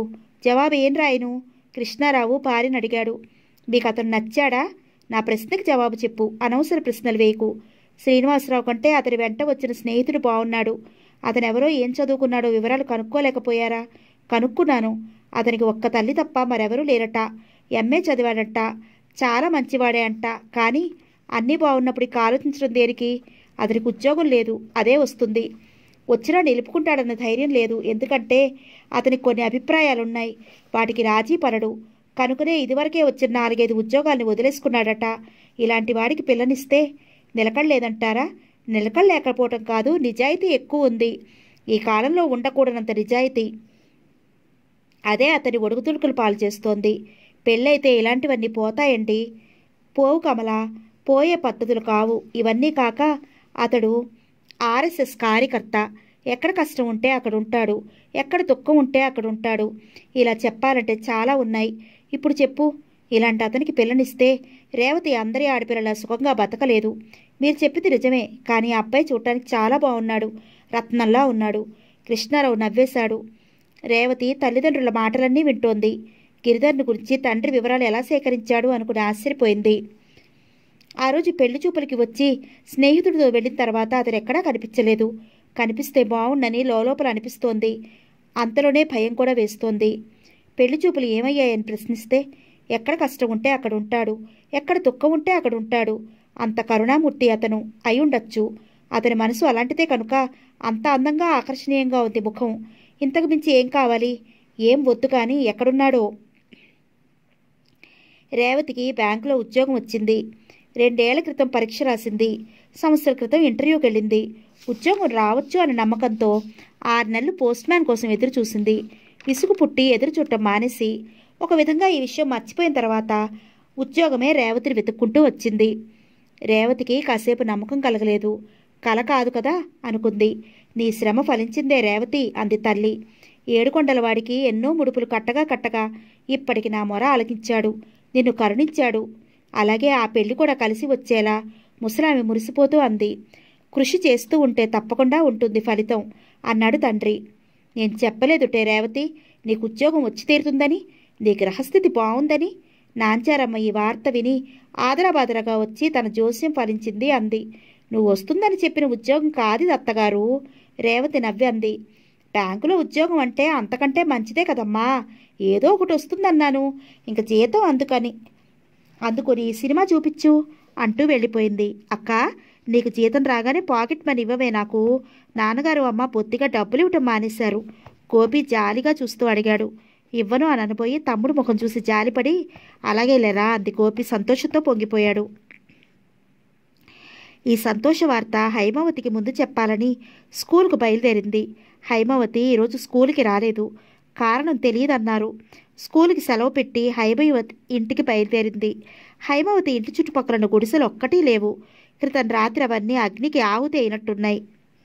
పేదవాళ్ళు చెట్ల కింద తలదాచుకున్నారు. ఆడవాళ్ళు, గర్భిణీ స్త్రీలు, ముసలివారు, రోగిస్టులు అందరూ ఎండలో అల్లాడిపోతున్నారు. ఇలాంటి వార్తలని పేపర్లో చదవటం వరకే తెలుసు కానీ ఇలా ప్రత్యక్షంగా చూసి ఎరుగదు రేవతి. మనసంతా అదోలా అయిపోయింది. అయ్యో, ఆ అగ్నిదేవుడికి ఈ నిత్యదరిద్రులే దొరికారా? వీళ్ళు ఎప్పటికి కోలుకోను. రోజు కూలితో పొట్ట గడుపుకునే నిర్భాగ్యులు. జాలి పడసాగింది రేవతి. హైమవతి గదిలో కాలు పెట్టింది. హైమవతి మాసిపోయిన పాత చీర కట్టుకుని 4 కిలోల గోధుమ పిండి పెద్ద పళ్ళెంలో కలిపి చపాతీలు చేస్తోంది.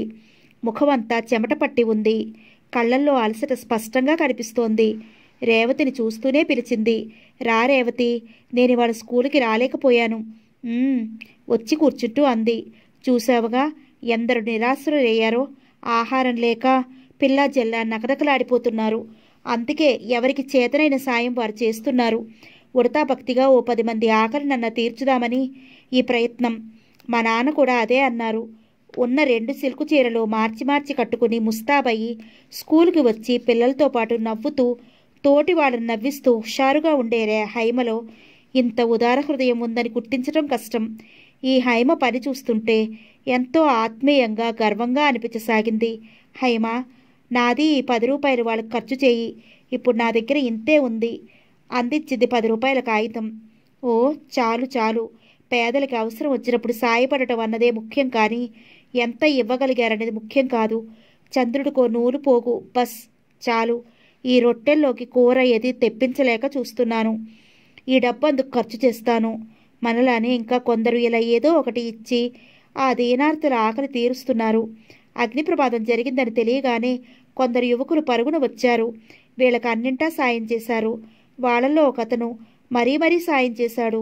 ప్రాణాలకి తెగించి పసికందులని, వృద్ధుల్ని రక్షించాడు. ఈ రక్షించటంలో అతనికి గాయాలు తగిలాయి. ప్రమాదమైనవి కాదనుకో. ఎవరతను పేరు తెలియదు కానీ ఈ పేదలు అతనికి చాలా రుణపడ్డారు. రేవతి ఇలా కాసేపు కూర్చుని ఇంటికి వచ్చేస్తూ చెప్పింది. హైమ, నాకు ఉద్యోగం వచ్చింది బ్యాంకులో. హైమవతికి సంతోషమైపోయింది. అంత మంచి ఉద్యోగం వస్తే ఇంత ఆలస్యంగా నా చెప్పటం. వస్తూనే చెప్పాలనుకున్నాను కానీ ఇక్కడ ఈ వాతావరణం అవును అనుకూలంగా లేదు. ఉండి స్వీట్ ఏదైనా లేదు, ఓ స్పూన్ చక్కెర పెడతాను. హేమవతి లేచి చక్కెర తెచ్చి రేవతిని నోరు తెరవమని నోట్లో పోసింది. చాలు చాలు అంటూ తింది రేవతి. టీ కూడా ఇవ్వలేకపోతున్నాను. అలా అనుకోకు, వస్తాను. రేపు స్కూల్కి వస్తావుగా? వస్తాను. వాకిలి వరకు సాగనంపింది హైమవతి. రేవతి ఇంటికి బయలుదేరింది కానీ వెళ్ళబుద్ధి కావటం లేదు. గిరిధర్ కనిపిస్తే బావుండు. అతనికి ఈ వార్త చెప్పాలి. విని ఏమంటాడు? పర్సు తెరిచి చూసింది. 40 రూపాయలు మాత్రమే ఉన్నాయి. అసలే బోరుగా ఉంది. ఇంటికి వెళితే మరీ విసుగు ఎక్కువ అవుతుంది అనుకుని థియేటర్కి వెళ్ళింది. మార్నింగ్ షో, ఏదో పాత పిక్చర్ అయినా క్యూ పెద్దదిగానే ఉంది. మంచి పిక్చర్ అయి ఉండాలనుకుని టికెట్ తీసుకుని లోపలికి వెళ్ళి కూర్చుంది. ఆడవాళ్ళు ఎవరూ లేరు. పోనివ్వు, హాయిగా కూర్చోవచ్చు అనుకుంది. సినిమా ప్రారంభించడానికి ఇంకా టైం ఉన్నట్లుంది. టికెట్ తీసుకున్న కుర్రాళ్ళు ఒక్కొక్కరు లోపలికి వస్తున్నారు. బ్యాంకు ఉద్యోగం అంటే బాధ్యత ఎక్కువ. చాలా జాగ్రత్తగా ఉండాలి. ఎలా చేయగలనో. జీతం పర్లేదు కానీ ఇంకా ఆర్థిక పరిస్థితి గురించి ఆలోచించనక్కర్లేదు. ఆలోచనలో గమనించలేదు కానీ ఎవరో ఒకతను వచ్చి సరిగ్గా పక్కనున్న కుర్చీలో కూర్చున్నాడు. అంత ఖాళీగా ఉన్న ఈయన తలెత్తి పైకి చూస్తున్నాడు, ఫ్యాన్ కోసమే వచ్చినట్లుగా. రేవతి సర్దుకుని కూర్చుంటూ తల తిప్పి చూసింది. ముఖం ఎక్కడో చూసినట్లుంది. కొన్ని ముఖాలు పరిచయం లేకున్నా ఎక్కడో చూసినట్టే ఉంటాయి. సరిగ్గా రేవతిని చూసి అతను అలాగే అనుకున్నాడు. ఒంటరిగా కూర్చున్న ఆడపిల్లలంటే ఈ మగవాళ్ళకి ఎంతో తేలిక భావం. కొరకొరా చూసింది. అతను సూటిగా చూడటంతో ఉలిక్కిపడింది. మీరా? అరే, అలా అనుకోకుండా కలుసుకున్నాం. నాకు చాలా సంతోషంగా ఉంది. మీరు కనిపిస్తారేమో ఓ మాట చెప్పాలని. అబ్బబ్బా, సినిమా థియేటర్లు చుట్టూ, పార్కుల చుట్టూ తెగ తిరుగుతున్నాను అనుకోండి. దేవుడి దయ వల్ల ఇవాళ అనుకోకుండా కనిపించారు. అవును, మీ వాళ్ళంతా బాగున్నారా? శ్రీనివాసరావు సంతోషంతో ఉక్కిరిబిక్కిరవుతూ అన్నాడు. రేవతికి చికాకుగా ఉంది. అసలే బోర్ కొట్టి ఇక్కడికి వస్తే, హాయ్ రామ్, ఇక్కడ ఇతను కనిపించాలా?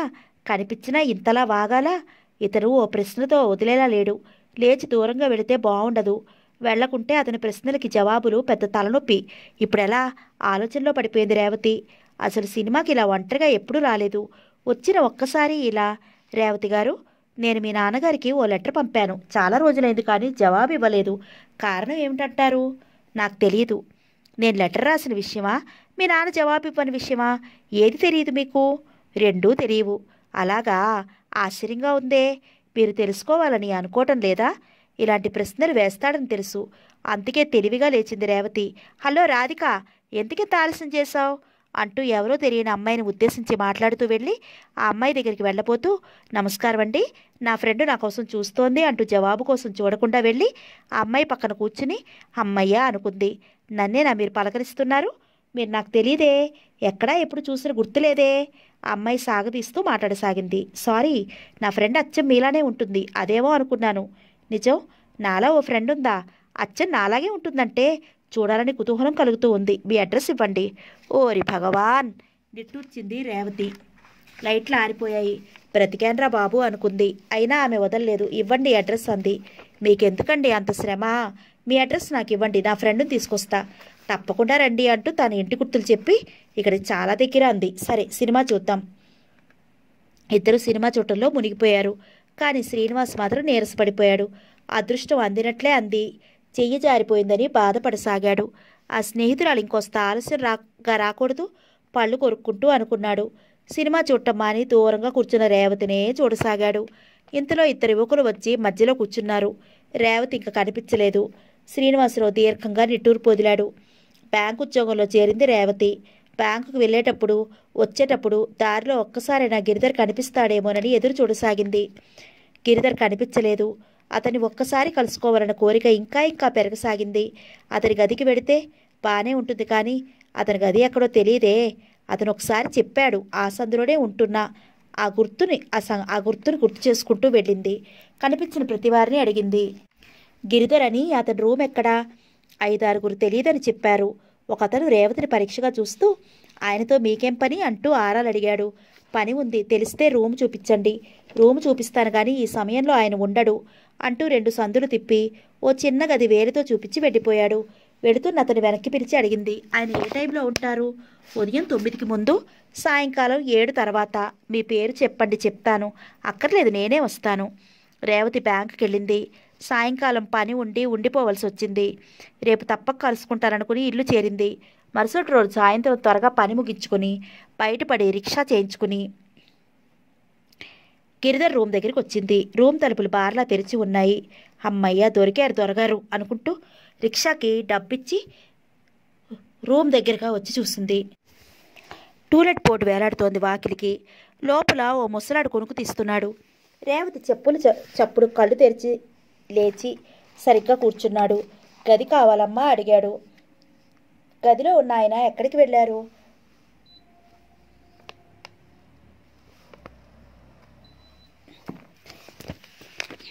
ఖాళీ చేసి ఆ చివరి సందులోకి మారాడు. ఇంతకీ మీకు గది అక్కర్లేదా? ఆయన కావాలి. తాడు బొంగరం లేని ఆయన నీలాంటికి చాలామందికి కావాలి. ముసలాడి గొణుగుడు సరిగా వినిపించలేదు. రేవతి చర్రున కోపం వచ్చింది కానీ వచ్చిన పని వదిలి వీడితో తగువ పట్టం ఏమిటనుకుని వాడు చెప్పినట్లు గిరిధర్ గదిని వాకప్ చేసి ఎలాగో పట్టుకోగలిగింది. గది తాళం వేయబడి ఉంది. పక్క వాటా వాళ్ళని అడిగింది. తెలియదండి, అతనికో టైం అంటూ లేనట్టుంది. ఎక్కడెక్కడికో వెళుతూ ఉంటాడు, వస్తూ ఉంటాడు. నిరుద్యోగి అనుకుంటా కదా? అవును. ఆయన మీకు స్నేహితుడా, చుట్టమా? రెండూ కాదు. పరిచయస్తుడా? రేవతికి జవాబు చెప్పాలని అనిపించలేదు. పక్కవాట ఆయన తలుపు మూసుకుని లోపలికి వెళ్ళిపోయాడు. గిరిధర్కి నేను ఇలా వెతుక్కుంటూ ఉన్నానని కాస్త కూడా తెలియదు. తెలిస్తే వచ్చేస్తాడు.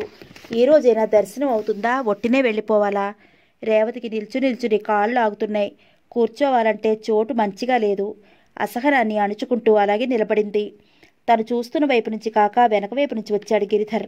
ప్యాంటు జేబులో నుంచి చెవి తీసి తాళం తీస్తున్నప్పుడు చూశాడు రేవతిని. అరే మీరా, బాగున్నారా? ఇలా వచ్చారేమిటి? నాకోసమేనా? మీ వాళ్ళెవరన్నా ఈ రోడ్లో ఉన్నారా? అన్ని ప్రశ్నలు వేస్తే ఎలా చెప్పను? ముందు కాసిన మంచినీళ్ళు ఇవ్వండి. గది అంతా కలిగి చూస్తున్న రేవతి చొరవకి ఆశ్చర్యపోతూ కూజాలో నీళ్లు గాజు గ్లాసులో పోసి అందించాడు. నీళ్లు తాగి గ్లాస్ కింద పెట్టింది రేవతి. గదిలోని సామాను పరిశీలిస్తోంది. ఓ మడత మంచం, లెదర్ కేసు, తిండు దుప్పటి, తాడు మీద 2 లుంగీలు, డ్రాయర్లు, బనీన్లు, ఓ పాత షర్టు, ఓ మూలగా కిరోసిన్ స్టవ్, 2 సత్తి గిన్నెలు, 2 హార్లిక్స్ సీసాలో ఏవో కూరగాయలు, 2 పాత డబ్బాలు. ఇవి. నా రూముని పరిశీలించడం అయిందా? ఇంకా మాట్లాడదాం. ఇంత హఠాత్తుగా నన్ను వెతుక్కుంటూ ఎందుకు వచ్చినట్లో అర్థం కావటం లేదు. నాకు బ్యాంకులో ఉద్యోగం వచ్చింది. జాయిన్ అయ్యాను. ఈ ఊళ్ళోనే. నిజం? నిజం. కంగ్రాచులేషన్స్. చప్పుని చేయి పట్టుకుని ఊపి వెంటనే నాలుగుతో ఖర్చుకుని చెయ్యి వదిలి సారీ రేవతి గారు అనేశాడు. రేవతి మనసు ఆనందంతో ఉరకలు వేస్తోంది. అతని స్పర్శ తెలియని మధురిమను కలిగిస్తోంది. అతని మాటల్లో, కళ్ళల్లో ఏదో అయస్కాంత శక్తి తనను లాగిస్తోంది. ఆ శక్తే ఇలా ఈడ్చుకు వచ్చింది అనిపిస్తోంది. గిరిధర్లోనూ అలాంటి అలజడి కలుగుతున్నట్లుగా గ్రహించింది రేవతి. అయితే అతను చాలా త్వరగా మామూలుగా అయిపోయాడు. చెప్పండి, ముందు కార్యక్రమం ఏమిటి? ఓ జటిల సమస్య తీరింది కానీ అసలు సమస్య అలాగే ఉండిపోయిందిగా. ఏమిటది? రేవతి కళ్ళలోకి చూస్తూ అడిగాడు. మీకు తెలియదు అన్నట్లుగా గిరిధర్ కళ్ళలోకి సూటిగా చూసింది. గిరిధర్ ముఖంలో ఏ భావాన్ని చదవలేకపోతూ ఉంది. ఇతను అర్థం చేసుకోలేదా? చేసుకున్నా తెలియనట్లు నటిస్తున్నాడా? అర్థం కావటం లేదు. పదండి, మీకు ఉద్యోగం వచ్చిన శుభ సమయాన్ని పురస్కరించుకుని కాఫీ ఇప్పిస్తాను. వద్దు, ఇక్కడే ఇంకా కాసేపు కూర్చుందాం. సరే, చెప్పండి కబుర్లు. ఇప్పుడు మీరేం చేస్తున్నారు? 2 ఉద్యోగాలు వచ్చాయి. ఒకటి వదిలేశాను, ఒకటి చేస్తున్నాను. కానీ ఇది ఉండదు ఎక్కువ రోజులనే అనిపిస్తోంది. ఎందుకని? యజమాని పద్ధతులు నాకు నచ్చలేదు. నా పద్ధతి ఆయనకు నచ్చలేదు. మీరే ఆయనకి ఇష్టమైనట్లు నడుచుకోవచ్చు కదా. నిజమే. కానీ కొన్ని విషయాల్లో ఎవరితోని రాజీ పడలేను. ఇది నా బలహీనత కావచ్చు, మరేదైనా కావచ్చు. మరి ఉద్యోగం పోతే ఎలా? గిరిధర్ నవ్వేశాడు. ఆ భయం నాకెప్పుడూ లేదన్నాడు. మీరు ఒక్కరూ ఉన్నారు కనుక పర్లేదు. రేపు పెళ్లి గిళ్ళి అయితే నాలాంటి వాడిని పెళ్లాడిన ఏ ఆడపిల్ల సుఖపడదు. ఎందుకని? ఇవాళ ఉన్న ఉద్యోగం రేపు నిలవదుగా. పోనీ ఉద్యోగం చేసుకునే అమ్మాయిని ఎంచుకోండి. ఆమె జీతాన్ని కూడా పేదసాదులకు ఖర్చు చేస్తే కర్ర పుచ్చుకుంటుంది. మిమ్మల్ని ప్రేమించిన అమ్మాయి, పెళ్లాడిన అమ్మాయి అలా ఎప్పుడూ అనుకోదు. నేను నమ్మను. పెళ్ళయ్యే వరకు భర్తే సర్వస్వం అనుకుంటుంది శ్రీ. ఆ తర్వాత భర్త కాక మిగతావన్నీ ముఖ్యం అనుకుంటుందని నా స్నేహితుడు తరచుగా చెప్తూ ఉంటాడు. రేవతి ముఖం ఎర్రబడింది. గిరిధర్ నవ్వేశాడు.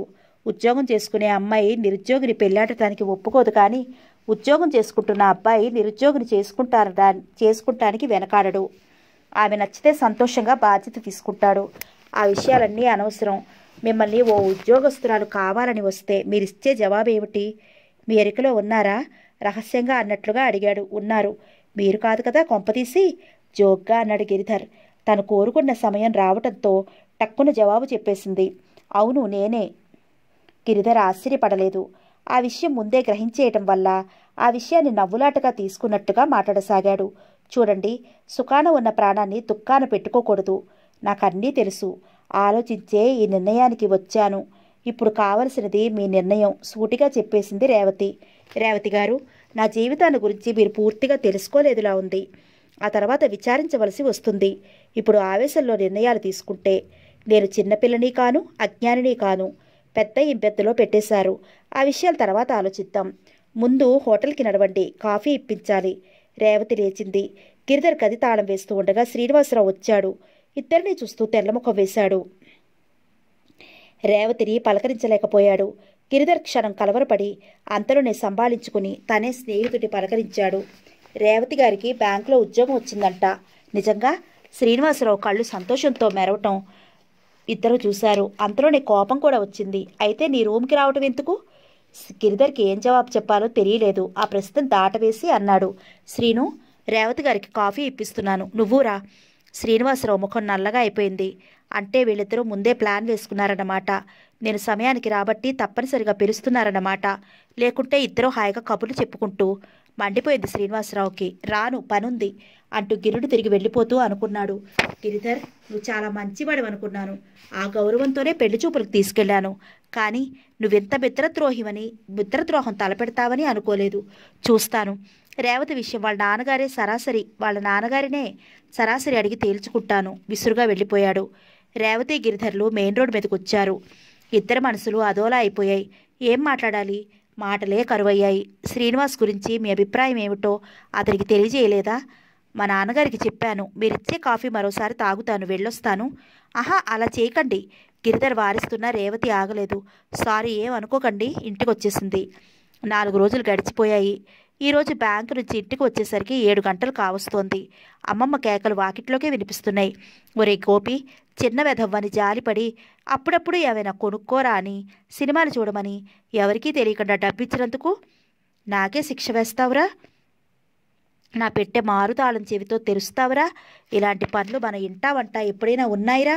ఉండు, మీ నాన్న రాని చెప్పి చావగొట్టించకపోతే నా పేరు వరలక్ష్మమ్మ కాదు. కమలమ్మ ఇదంతా విని తీసావురా అని కొడుకుని అడిగింది. తీయలేదు, నాకేం తెలియదంటూ బుకాయిస్తున్న గోపిని 4 చావు బాధింది. మరెప్పుడన్నా ఇలాంటి పని చేశావా? ప్రాణం తీస్తాను వెధవా. రేవతి లోపలికి వచ్చింది. అర్థం లేని గారాబం చేస్తే పర్యవసానం ఇలాగే ఉంటుంది అంది. ఎవ్వరూ మాట్లాడలేదు. కృష్ణారావు వచ్చేశాడు. టిఫిన్ ఏం లేదు కదూ అడిగాడు. లేదు, ఏం చేయలేదు. అయితే ఆకలిగా ఉంది, భోజనం పెట్టు అని తర్వాత రేవతిని పిలిచాడు. ఏమ్మా, నీ ఉద్యోగం ఎలా ఉంది? బాగానే ఉంది నాన్న. మరి అప్పుడు వచ్చి చూసిన శ్రీనివాసరావుకి ఏమని చెప్తాం? నాకు ఇష్టం లేదని చెప్పండి. అయితే వేరే సంబంధం చూడండి మరి, కమలమ్మ అంది. దేనికి మాట్లాడలేదు. రేవతి అక్కడి నుంచి లేచి వచ్చేసింది. కొన్ని రోజులు గడిచిపోయాయి. హైమవతి తన పెళ్లి శుభలేఖ తెచ్చి ఇచ్చింది రేవతికి. రేవతి వరుడు ఎవరు అన్నది. ఆమె రాబర్ట్. ఇతన్నే చేసుకుంటున్నావా? అరే, తాగుపోతన్నావు? అవును, తెలిసే చేసుకుంటున్నాను. హైమవతి కళ్ళలో తడి. హైమ, రాజీ పడుతున్నావా? రేవతి, జీవితంలో మనకిష్టమైన వాటిలో కానీ వాటిలో ఒక్కొక్కప్పుడు రాజీ పడి తీరాలి. అయితే రాజీ పడ్డాను కదా అని నిర్లిప్తంగా ఉండిపోను. అతని అలవాట్లని మార్చడానికి ప్రయత్నిస్తాను. రేవతి స్నేహితురాలి చేతిని ఆత్మీయంగా చేతిలోకి తీసుకుని నొక్కింది. రాబర్టు అదృష్టవంతుడు. నీలాంటి అమ్మాయిని భారీగా పొందుతున్నాడు. పెళ్లికి డబ్బెలా వచ్చింది? ఎక్కువ డబ్బు ఖర్చు చేయటం లేదు. నీలాంటి అతి ముఖ్యులు 4 మాత్రమే పిలిచాను, అంతే. మంచి పని చేశావు. ఇలాంటి మార్పులు ఇంకా ఇంకా రావాలి మన సమాజంలో. ఇంతకీ నీ పెళ్లి శుభలేఖ ఎప్పుడు ఇస్తావు? త్వరలోనే ఇవ్వాలనుకుంటున్నాను. ఇస్తాను కూడా. వరుడెవరు? అవన్నీ ఒకేసారి చెప్తాను. కాఫీ తాగుతుగానరా. హైమవతి కాఫీ అవగానే వెళ్ళిపోయింది. గిరిధర్ చాలా రోజుల వరకు కనిపించలేదు. బ్యాంకుకు తనే వస్తానని చెప్పినవాడు అంతులేడు. రేవతి అతని గదికి వెళ్ళింది. ఓ 50 ఏళ్ల ముసలాయన కూర్చుని బీడీ కాలుస్తున్నాడు. ఎవరు కావాలి అడిగాడు. గిరిధర్ గారు కావాలి. మీరు? నేను వాడి కోసమే అంత దూరం నుంచి ఇంత దూరం రైలు ఛార్జీలు పోసుకుని వచ్చాను. నేను వాడి మేనమామని, 5 ఆడపిల్లల తండ్రిని, ఒక్క ఆడపిల్లకి పెళ్లి చేయలేని దద్దమ్మని. ఈ ఆవారాగాడికి ఒకదాన్నిచ్చి కట్టబెట్టాలని వచ్చాను. వీడు కూడా అందేలా లేడు. ఎప్పుడో తండ్రి పోయి తను తల్లి కష్టాల్లో ఉన్నప్పుడు నేను ఆదుకోలేదని కోపం. అందువల్లే నన్ను గడప తొక్కనియ్యడు. ఎలాగో కాళ్ళవేళ పడాలని వచ్చాను. 5 ఎకరాల పొలాన్ని అమ్మి అరెకరంలోకి తెచ్చాను. అది ఉంటుందో పోతుందో ఆ దేవుడికి తెలియాలి. అసలు వాడు ఒప్పుకుంటే 5 వాడికే కట్టపెట్టి హాయిగా చదరంగా వాడుకుంటూ కాలం వెళ్ళ తీసుకుందును. ఓ మామయ్య, ఎప్పుడొచ్చావు? 5 కూతుళ్ళని నాకు కట్టబెట్టాలని అనుకుంటున్నావు. బాగుంది, కానీ నేను ఏమీ రాజకుమారుని కాను కదా 5 భార్యల్ని చేసుకోవటానికి. గిరిధర్ అలా అంటూ లోపలికి వచ్చిన తర్వాత రేవతిని చూశాడు. అప్పుడప్పుడు ఇలా హఠాత్తుగా నా రూమ్కి వచ్చి ఇబ్బంది పెట్టేస్తున్నారు. మీకు వేయటానికి సరైన కుర్చీ కూడా ఉండదు, ఇవ్వటానికి కాఫీ ఉండదు అన్నాడు. నాకు అవన్నీ ఏం అక్కర్లేదు. అలా బయటికి పోదాను రండి. వస్తాను. చెప్పులు వేసుకుంటున్న గిరిధర్ని రేవతిని మార్చి మార్చి చూస్తూ మేనమామన్నాడు. గిరి, అమ్మాయి ఎవర్రా? ఫ్రెండు. నేను వచ్చేసరికి ఆలస్యం కావచ్చు. నువ్వు వెళ్ళిపో మావయ్య. నా ఆడపిల్లల గతి ఏం కానరా?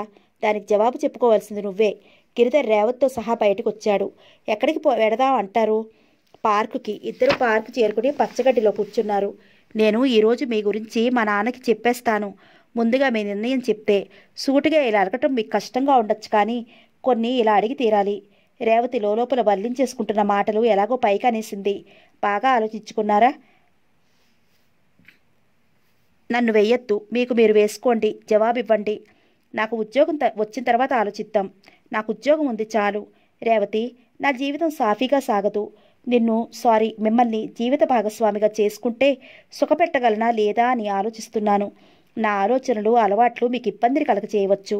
గిరిధర్, మీరు నాకు కావాలి. మీరు నావారు అయితే ఎలాంటి కష్టాన్నైనా భరించగలను.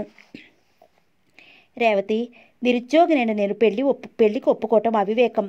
మీకు తెలిసినా సరే అంటారు అంతేగా? గిరిధర్ అవును అన్నట్టు చూశాడు. రేవతి మనసు సంతోషంతో పొంగిపోతోంది. కళ్ళల్లో ఆనంద బాష్పాలు నోటమాట రావటం లేదు. నిజంగా నేను అదృష్టవంతురాలిని. మీరు నా అంతగా సంతోషపడటం లేదు ఎందుకని? బాధ్యత సరిగా నిర్వర్తించగలిగిన తర్వాత కదా సంతోషం. రేవతి చిలిపిగా నవ్వింది. గిరిధర్ వచ్చే నవ్వుని పెదవుల మధ్య రొక్కి పెట్టాడు. రేవతి, పెళ్లి అతి నిరాడంబరంగా జరగాలి. అలాగే, ఇంక వెళ్ళిపోదాం. అప్పుడే నా వద్దు, ఇలా కూర్చోవాలనే ఉంది. ఆలస్యం అయితే మీ వాళ్ళకి జవాబు చెప్పుకోవద్దు. అవును. వాచి చూసుకుని అమ్మో 8 లేచేసింది రేవతి. ఇంటి వరకు వస్తాను. వద్దు, మా సందు చివరి వరకు రండి చాలు. దేవిగారి ఆజ్ఞ. రేవతి ఇల్లు దగ్గరికి రాగానే గిరిధర్ గుడ్ నైట్ చెప్పింది. గుడ్ నైట్ వెనక్కి వెళ్ళిపోయాడు. రేవతి తన అభిప్రాయం చెప్పేసింది తల్లిదండ్రులతో. నీకేమైనా మతిపోయిందిటే? ఉద్యోగస్తుని వదిలి నిరుద్యోగం చేసుకుంటావా? అవ్వా, చెప్పేవాడు లేక చెడిపోయారని ఇవేం బుద్ధిలే. అమ్మమ్మ నెత్తి నోరు కొట్టుకుంది. తల్లి నీ ఇష్టం అంది. ఈ పెళ్లికి నేను ఒప్పుకోను. భవిష్యత్తు గురించి నువ్వు ఆలోచించడం లేదు. ఖచ్చితంగా చెప్పాడు తన అభిప్రాయం కృష్ణారావు. ఇప్పుడేం చెయ్యాలి? ఆలోచించింది 10 రోజులు. చివరికి సూట్ కేసు తీసుకుని గిరిధర్ రూమ్కి వెళ్ళిపోయింది. వాళ్ళ నాన్న వాళ్ళు ఒప్పుకోలేదు, అందుకని వచ్చేశాను అంది. గిరిధర్ ఆలోచనలో పడిపోయాడు. ఇప్పుడు ఏం చేద్దాం అడిగాడు. గుళ్ళోకి వెళ్ళి దండలు పెళ్లి చేసుకుందాం. తర్వాత 2 గదులు ఇల్లు తీసుకుని కాపురం ఉందాం అంది. రేవతి ఇష్టప్రకారమే గుళ్ళో పెళ్లి జరిగిపోయింది. గిరిధర్ స్నేహితులు కొందరు వచ్చారు. రేవతి హైమవతిని తప్ప మరెవరినీ పిలవలేదు. పెళ్లి అయ్యి రూమ్కి వచ్చిన తర్వాత హైమవతి భర్తతో పాటు వచ్చింది. ఓ జాకెట్ కుట్ట పళ్ళు ఇచ్చింది. జీవితంలో మనకి మనంగా సహచరుల్ని ఎన్నుకున్నాం. అయితే జాగ్రత్తగా ముందుకు సాగాలి రేవతి. ఎందుకంటే మనలాంటి వాళ్ళకి పెద్దల సహకారం ఉండదు, సానుభూతి అసలే ఉండదు. ఏ ఒడిదొడుకులు ఎదురైనా మనమే స్థైర్యంగా నిలబడగలగాలి. భగవంతుడు మీకు శుభం కలుగుచేయకాక. వస్తాము అని వెళ్ళిపోయింది. గిరిధర్ భర్తగా లభించాడని ఒకవైపు సంతోషం, తల్లిదండ్రులు ఉన్నా లేనిదానిలా ఒక్కర్తీ ఇలా పెళ్లి చేసుకోవలసి వచ్చిందని మరోవైపు బాధగా అనిపించసాగింది. మొదటి రాత్రి గిరిధర్ రేవతిని దగ్గరికి తీసుకుంటూ అన్నాడు. రేవతి, మన వైవాహిక జీవితం చిత్రంగా ప్రారంభమైంది కదూ? అవును. ఇందుకు నాకు బాధగా లేదు. కానీ మీకు? గిరిధర్ నవ్వేశాడు. నాకు నువ్వు, నీకు నేను ఉన్నాంగా. ఈ భావం ఎంత ఆనందాన్నో, ఎంత తృప్తినో ఇస్తోంది. నీకు? నాకు అంతే.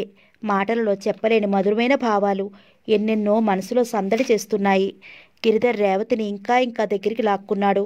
రేవతి అతని బాహువుల్లో ఒరిగిపోయింది. ఇంతలో వాకిలి తలుపు చప్పుడయింది. ఒక్క క్షణం ఆ శబ్దాన్ని వింటూ ఉండిపోయి తర్వాత లేచి వెళ్ళి తలుపులు తెరిచాడు. గిరిబాబు, మీరు ఆసుపత్రిలో చేర్పించిన అభాగ్యురాలు రాధమ్మ ఆఖరి గడియాల్లో ఉంది. ఒక్కసారి మిమ్మల్ని చూడాలంటోంది. ఇవాళప్పుడు రాకూడదు, మిమ్మల్ని పిలవకూడదు అనుకున్నాం, కానీ తప్పలేదు బాబు. పర్లేదు, కానీ రాధమ్మ పరిస్థితి నిన్న బాగానే ఉంది, కానీ ఈరోజు పరిస్థితి మారింది. లాభం లేదన్నాడు డాక్టర్. వస్తున్నాను పదండి అని లోపలికి వచ్చాడు. రేవతి, ఓ ముసలామె దిక్కులేనిది. ఆమెను హాస్పిటల్లో చేర్చాం. పరిస్థితి బాలేదట. నేను వెళుతున్నాను. ఎప్పటికి తిరిగి రాగలను చెప్పలేను. సారీ రేవతి. గిరిధర్ బట్టలు మార్చుకుని వెళ్ళిపోయాడు. రేవతి మనసులోని సంతోషం ఎగిరి చక్కాపోయింది. ఈ సమయానికే ఈ వార్త రావాలా? వచ్చినా ఈయన వెళ్ళాలా? జీవితంలో కలలు కన్న మొదటి రాత్రి అనుభవం కంటే ఆ పనులే ముఖ్యమైనవా? రేవతికి కళ్ళల్లో నీళ్లు తిరిగాయి. తెల్లవార్లు నిద్రపోకుండా అలాగే కూర్చుని ఉంది. మరుసటి రోజు సాయంకాలం 7 దాటిన తర్వాత గిరిధర్ ఇల్లు చేరాడు తడిగుడ్డలతో. ఆసుపత్రిలో పోయిన ముసలామిని సమాధి చేయించి వచ్చాడు. అతని ముఖంలో అలసట, రాత్రి అంతా నిద్ర లేకపోవడంతో బడలిక కనిపిస్తూ ఉంది. వంట చేసి ఇద్దరికీ వడ్డించింది రేవతి. గిరిధర్ మౌనంగా భోజనం కానిచ్చి లేచాడు. రేవతి, జీవితం క్షణభంగురమైనది. ఈ జీవితం కోసం మనిషి ఎంతగా వెంపర్లాడతాడు. పాపం ఆ ముసలామికి పిల్లలు జల్లలు ఎందరో ఉన్నారట. కానీ ఆఖరు సమయంలో ఆమె దగ్గర ఎవ్వరూ లేరు. ఆమె స్థితికి చాలా బాధ కలిగింది. శ్మశాన వైరాగ్యం లాంటి భావనలోంచి బయటికి రాలేకపోతున్నాడు గిరిధర్. రేవతికి ఇదంతా విసుగ్గా ఉంది. ఆ విషయం వదిలి మరేదైనా చెప్పండి. గిరిధర్ రేవతి ముఖంలోకి క్షణం చూశాడు. అంతే మౌనంగా ఉండిపోయాడు. చన్నీళ్లు తల మీద స్నానం చేయటం వలనో మరెందువలనో మాటిమాటికి హచ్చి హచ్చి అని తుమ్ముతున్నాడు. రేవతి టవల్ తీసుకుని గిరిధర్ ఒత్తైన క్రాఫ్ తుడవసాగింది. గిరిధర్ రేవతి చేతిని మృదువుగా నొక్కుతూ ప్రేమగా చూశాడు. ఇదే ఇదే నన్ను అయస్కాంతంలా ఆకర్షిస్తోంది, నన్ను జయిస్తోంది అనుకుంది లోపల. రేవతి, చిత్రంగా ప్రారంభమైన జీవితం ఎలాంటి మలుపులు తిరుగుతుందో అని ఆలోచిస్తున్నాను. నా మీద కోపం వచ్చినప్పుడల్లా సూట్ కేసు తీసుకుని పుట్టింటికి పారిపోతావేమోనని భయపడుతున్నాను కూడా. రేవతి నవ్వేసింది. తర్వాత అతని ఎర్రబడిన కళ్ళని చూస్తూ నుదురు మీద చెయ్యి వేసింది. వేడిగా కాలుతోంది. అతని వైపు మందలింపుగా చూస్తూ, ఒంట్లో బావుండనప్పుడు ఇలా చన్నీళ్ళ స్నానం చేస్తారా అంది. ఇంటి దగ్గర నువ్వు ఉన్నావని, నా కోసం ఎదురు చూస్తూ ఉంటావని, వేడి నీళ్ళు స్నానానికి ఇస్తావని గుర్తు రాలేదప్పుడు. అంటే మీ మనసులో నాకు ఇంకా స్థిరమైన చోటు లేదన్నమాట. గిరిధర్ నవ్వేశాడు. ఉంది, స్థిరమైన స్థానమే ఉంది రేవతి. నా మనసులో ఉండే భావాలు చెప్పటం అలవాటు లేదంతే. నువ్వు నా భార్యవి కాకుంటే బహుశా జీవితాంతం బ్రహ్మచారిగా ఉండిపోయేవాడిని. నిజంగా? నిజం రేవతి. అయితే నేను అదృష్టవంతురాలినే. జీవితంలో ఒడిదుడుకులు ఉండవు రేవతి. నిన్ను నేను అర్థించేది ఒక్కటే, నీ పరిచయం కాకముందు నాకంటూ కొత్త జీవితం ఉంది. అలవాట్లు, అభిప్రాయాలు స్థిరమైనవే ఉన్నాయి. అవి నీకు కష్టం కలిగించి నాకు అడ్డు రాకూడదు. నన్ను అర్థం చేసుకునేందుకు ప్రయత్నించు రేవతి. జీవితం సంగీతం వంటిది. సంగీతం ఎంత మధురంగా ఉంటే హృదయం కూడా అంతగా రసప్లావితం అవుతుంది. జీవితము అంతే. అయితే ఒక్క విషయం, జీవితం ఒక నియమంలా గడవదు. అలా గడిస్తే అది జీవితమే కాదు. తల తుడుస్తున్న రేవతి ముందు ఆవేశంగా చెప్తున్నాడు గిరిధర్. అతనిలో ఆవేశం లేదు, ప్రేమ తప్ప. రేవతి కళ్ళు మూసుకుని అతని ఒడిలో తల వాల్చుకుని పడుకుంది. నిట్టూర్చింది. గిరిధర్ రేవతి తల నిమురుతూ ఉండిపోయాడు. సమాప్తం.